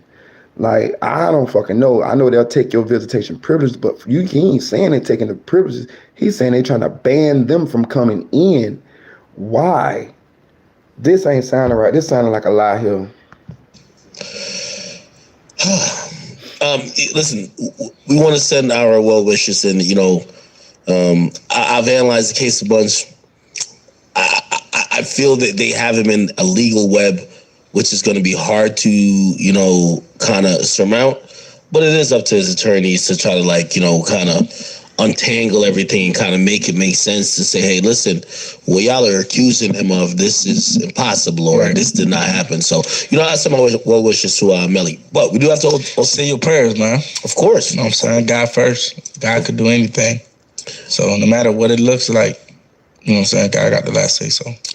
No, of course. And even just talking about that, I don't even want to ask about it. That's why I was going to just move on. I was going to ask about music, but it's like, at this point, I could imagine this moment in time is more about being a friend, being there for him, and hopefully he gets through this next part of his life rather than thinking about a music release and nothing like that.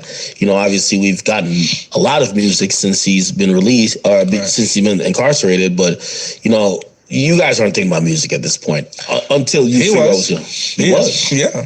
Really? Like, he really want to drop an album.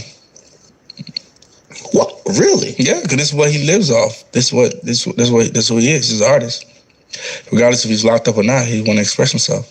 But, right now, me and the team, 300 Legal, we're having conversations. So don't be surprised if you start seeing new singles and records coming out. At the end of the day, this man is innocent of proven guilty, to proven guilty. And he still got to pay his bills. He still got to take care of his family, himself. And he's a entertainer. This is how he take care of his bills. No, that fucking money getting low. And on top of this, y'all want to capitalize off of the clout that he's getting, or the attention that he's receiving from this situation going to trial. So it's basically like, they like, fuck it, Melly. Well, if they fucking convict you, or we're still going to parlay this into you making money. You know what I mean? Like, you're going to still make money because your name's going to still be ringing. So you're still going to make money. So we're going to parlay this into You know what I mean? Like, regardless of what, we're gonna drop this album so you can possibly make a lot of money. And who knows, it might go platinum or something. You know what I'm saying? Being behind bars and fucking dropping an album or whatever. So, and that money is getting low. And that is why they now that'll happen. I can see that happening. They're going to drop that fucking album. You can believe that. And let me tell you something. It's gonna be some celebrities on that motherfucking album too. They're gonna have some celebrities on that album. Trust me. I don't know who's gonna be on there. Probably Dirk. Probably I can see Dirk on there. You know what I'm saying? Some people like that there. But yes, they're going to. Track gonna be on there. You know he gonna put himself on there. You know what I mean? He want to be in the front center of everything anyway. But yes, this is going to happen. I can see the thought process and the rationale behind them dropping the album, but it's also for them to make money too as well. Don't get it twisted. It's also for them to capitalize off of the attention that this case is receiving. Yes. I'm going to ask a question that I'm going to ask twice because I'm going to ask it for the next artist to talk about. Is there a finite amount of, do we run out of music from Melly at a certain point soon? Yeah, this is last time. This will, if God forbid anything was to happen, this would be his last album.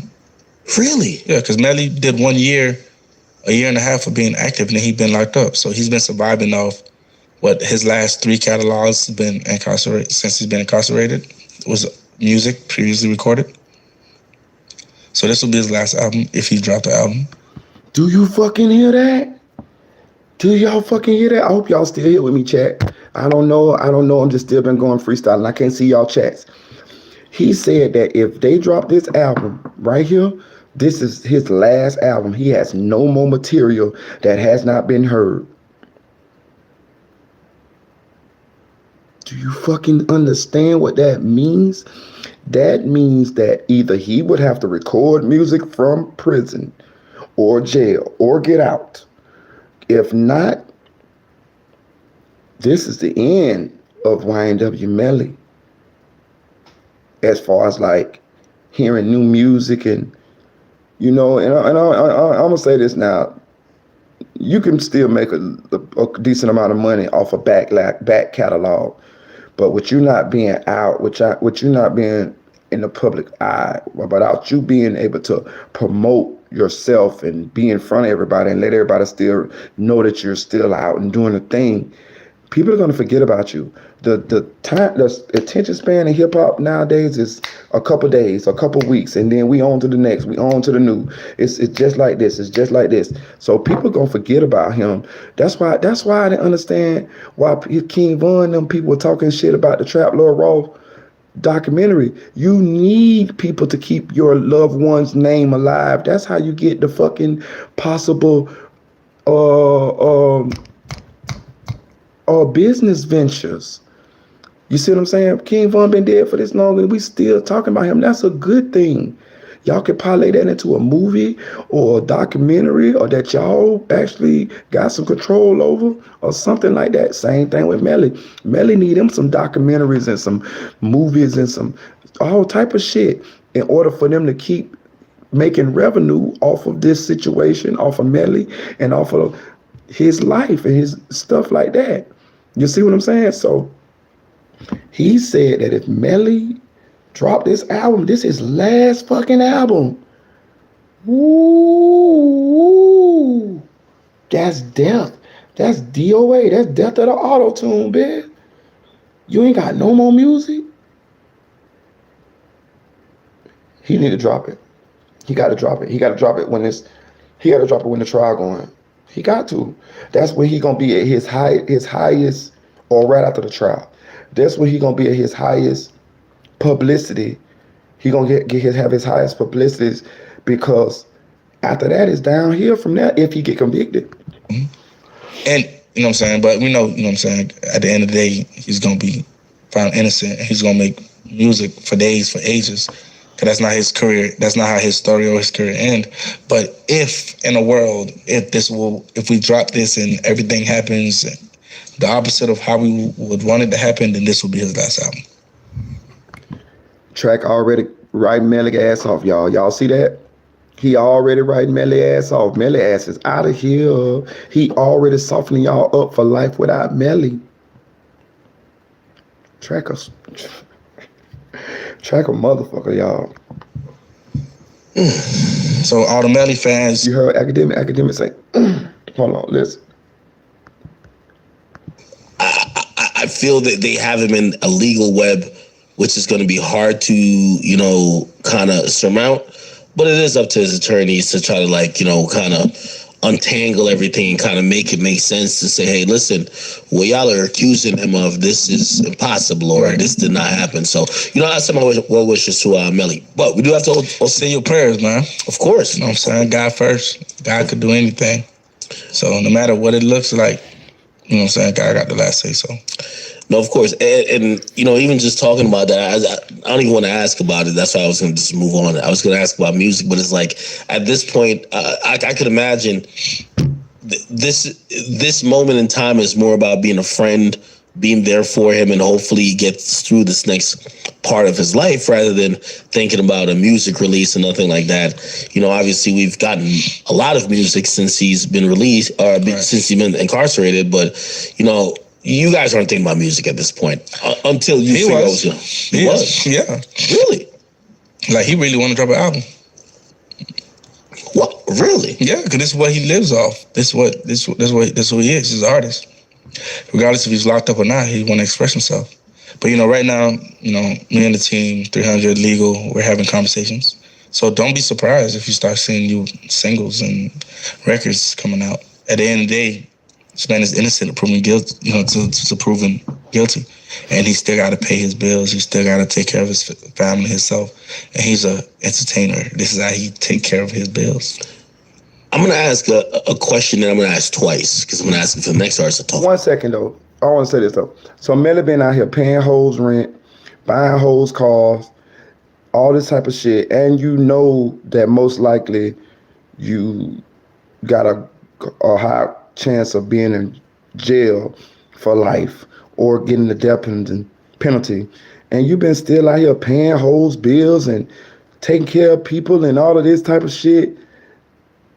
And you only got one album left in order to hit the people with. Let's be real, bro. Let's be real. Melly his catalog ain't no hell of a catalog now. I mean, as far as like, it would have been, and he did great for a short amount of time that he was actually, doing his thing. But I'm saying, he ain't got no catalog to where it could stand time. You feel what I'm saying? Like, he ain't got no look. He ain't got that kind of catalog. So what I'm saying is, he been out here wilding with his money, knowing that he ain't got that much motherfucking music, and knowing that he motherfucking possibly could be in jail for the rest of his life.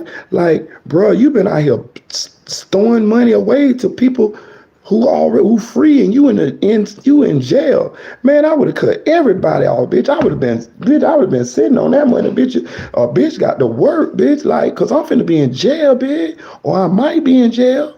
Bro, think about this, bro.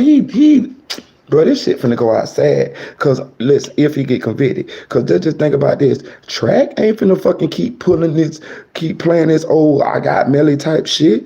Listen, that shit eventually finna fade if Melly go to jail. Cause Track already moving on. Track finna drop his own motherfucking what's the name?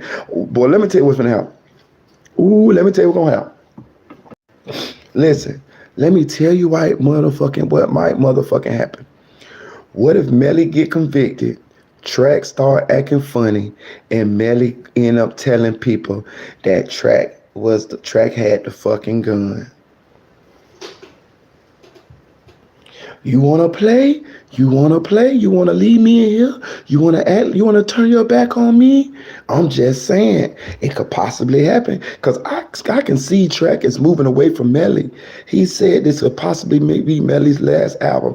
Track and them know Melly's pretty much fucked. You know what I'm saying? They hoping that he's not, but they feel like he's probably fucked. So they already moving on. You heard say he got 15 artists. He already done signed a deal with 300, which we don't know what the fuck it is because Academic talked this drunk ass way through it. But we know that he got that deal off the backs of having artists under his management like Melly, King Von, artists like that. That's how he got this motherfucking deal. He got it off the backs of those guys. You see what I'm saying? So track is finna move on. Melly ass is fucked if he get convicted. He got one album worth of songs left. They better make them good. If I was him, I would make sure that everybody be on this bitch like how they did Tupac albums after he died, where they had like T.I. and all these Life Jennings and all of these people and Trick Daddy and all these on these songs, 50 Cent. That's what the fuck they need to do. They need to feature this motherfucking Melly CD up, and hopefully it can get some traction due to the notoriety that the fucking murder case got going on, and it could do a lot of numbers. That's the only thing. But my back to what I'm saying is, Melly been wilding out here, paying all these hoes bills and taking care of all these motherfucking people, and he ain't even got but one album full of fucking songs left to talk about. Is there a finite amount of? Do we run out of music from Melly at a certain point soon? Yeah, this is last album. This will, if God forbid anything was to happen, this would be his last album. Really? Yeah, because Melly did 1 year, a year and a half of being active, and then he'd been locked up. So he's been surviving off his last 3 cap. He say he been surviving. Listen to the choice of words, y'all. He say Melly been surviving. He say Melly only did music on this big level for 1 year. That's why, let me tell you something. Y'all got to give respect to artists like Tupac, because after Tupac died, he had so much material that he was able to drop album after album after album after album after he was already dead. You see what I'm saying? That's a work ethic. Not saying Melly ain't have a good work ethic, because he did it, in my opinion, from watching the shit that he had did in a short amount of time. But what Track's saying is, he ain't had no motherfucking 5-6 years of music left. My lie keep trying to stop, y'all. I'm telling you, Leo Cohen sabotaging me, dog. 3 catalogs have been incarcerated since he's been incarcerated. It was music previously recorded. So this will be his last album if he dropped the album. And you know what I'm saying? But we know, you know what I'm saying, at the end of the day, he's gonna be found innocent, and he's gonna make music for days, for ages. He don't even remember. That's not his career. That's not how his story or his career end. But if in a world, if we drop this and everything happens the opposite of how we would want it to happen, then this will be his last album. So all the Melly fans, you gotta, you know what I'm saying? You gotta be there for your boy for sure, because the fans ain't got a goddamn thing to do with him being convicted or not guilty or guilty in the court of law. The fuck. That question only came up recently when people were talking about Pop Smoke. I seen that. Yeah. Same thing with Von too. Von got like 2-3 albums left. Oh, so Von has more. For sure. We're dropping an album this year with Von. Wait, hold on. Before we get to that, we got too much conversation. No, you're right. It's the Melly situation. It's okay. Melly, I know. Like I've just watched videos and vlogs. I'm like a super Melly fan. No, for sure. And you always been supportive. Shout out to you. So I've watched videos of him just like, or even people talking about him in the studio. He just seems so talented. He's a genius. He's belting out He's a genius. hooks and choruses and this and third. Are you telling me that you can't? Again, whether things that maybe even he put out early in his career that maybe the masses didn't hear, he gotta have more than one. This can't be the last. If we were to drop this album, and God forbid, the verdict we all expect, and the appeal and all the other process that you gotta do, no, this will be his last album. Because this is somebody who dropped his first album being out, which was IMU.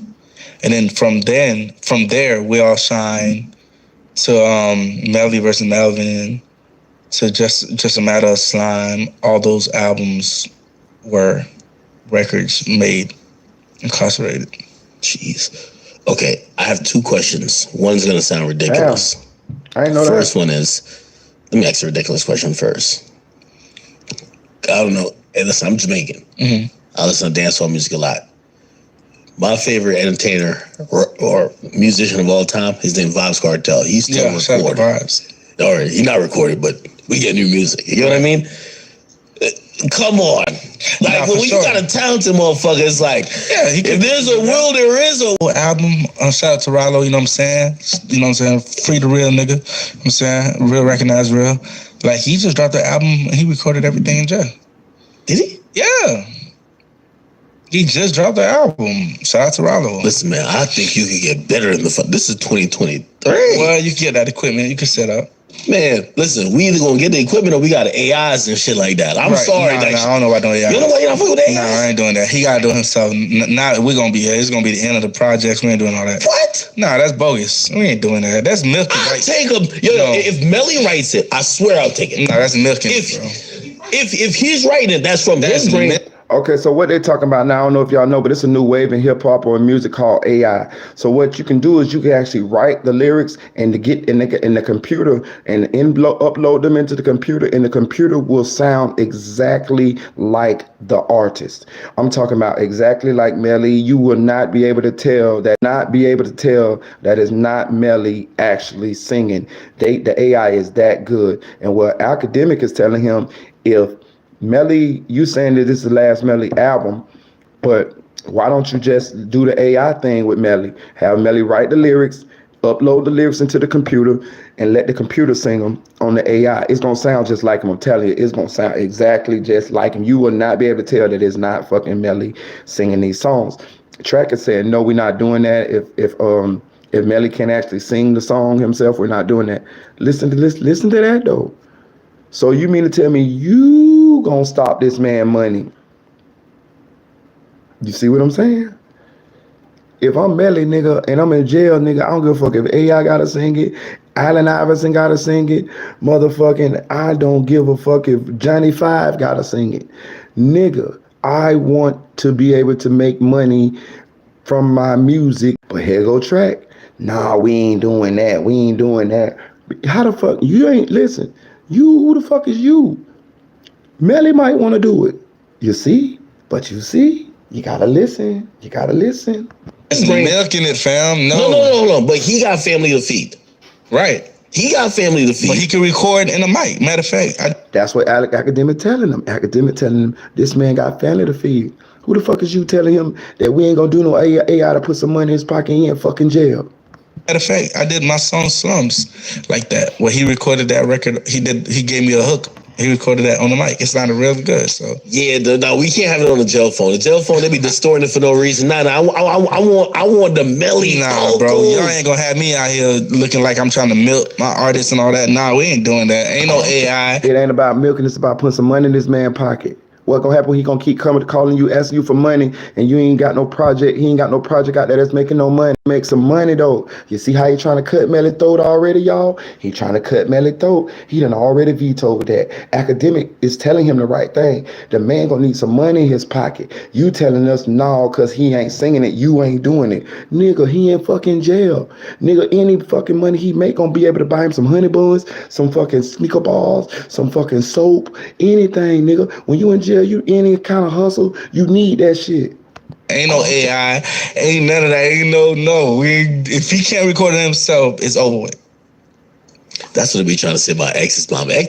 I'm gonna leave this shit alone, man. My live acting up, man. I don't know if y'all could still hear me or see me. I just kept on going with the shit because, you know what I mean, I wasn't letting y'all Cohen stop me. But at the same time, it's looking like every time I get to a certain extent with the point with these lives, it's like the fourth one now that they done stop. They stopped my lives. I can't see my live chat. Now, I ain't never had this happen before. Ever had this happen before. You know what I'm saying? I keep having to get, you know what I'm saying, do this type of shit. So I don't know what's going on, man. But at the same time, I'm going to end this live. We 3 hours and 12 minutes in. I feel like that was enough. We're going to still go back over some of this other shit and these other what's names. Matter of fact, I'm going live tomorrow about 12 afternoon. I ain't going to let them stop me. We're going to hit them with them lives back to back to back. I'm off tomorrow, though. But get in my comment section, man. Subscribe to this channel, man. We got Spoon, Juvie's father gonna come jump on live with us and do an interview with us. If you subscribe, you will and turn on all your post notifications. You will be able to get the notification when we drop in this interview. But if you ain't subscribed, you ain't gonna be able to know when we drop it, and you ain't gonna be able to ask no questions. So get in. So subscribe to my channel, and also subscribe to Spoon's channel. Spoon's channel is called Spoons Full of Game. It's on YouTube. Spoons Full of Game. So subscribe to his channel. Run his likes up. Run his watch views up. Run his watch time hours up, and support. You know what I'm saying? I appreciate you, y'all. I appreciate y'all. Shout out to Sophisticated Nunu. Shout out to Dream Doll. Shout out Battalion Bully. Shout out to the Chicks 1000. Shout out Audio Crack 22. You know what I'm saying? Shout out to the Tanel Bowens. You know what I'm saying? I appreciate all y'all. We're gonna be going live again tomorrow. I don't know exactly what's up with my live, man, but I think either Leo Coin put some bullshit or Track got this woo on my motherfucking live, man. Like, share, subscribe, comment, man. Chill.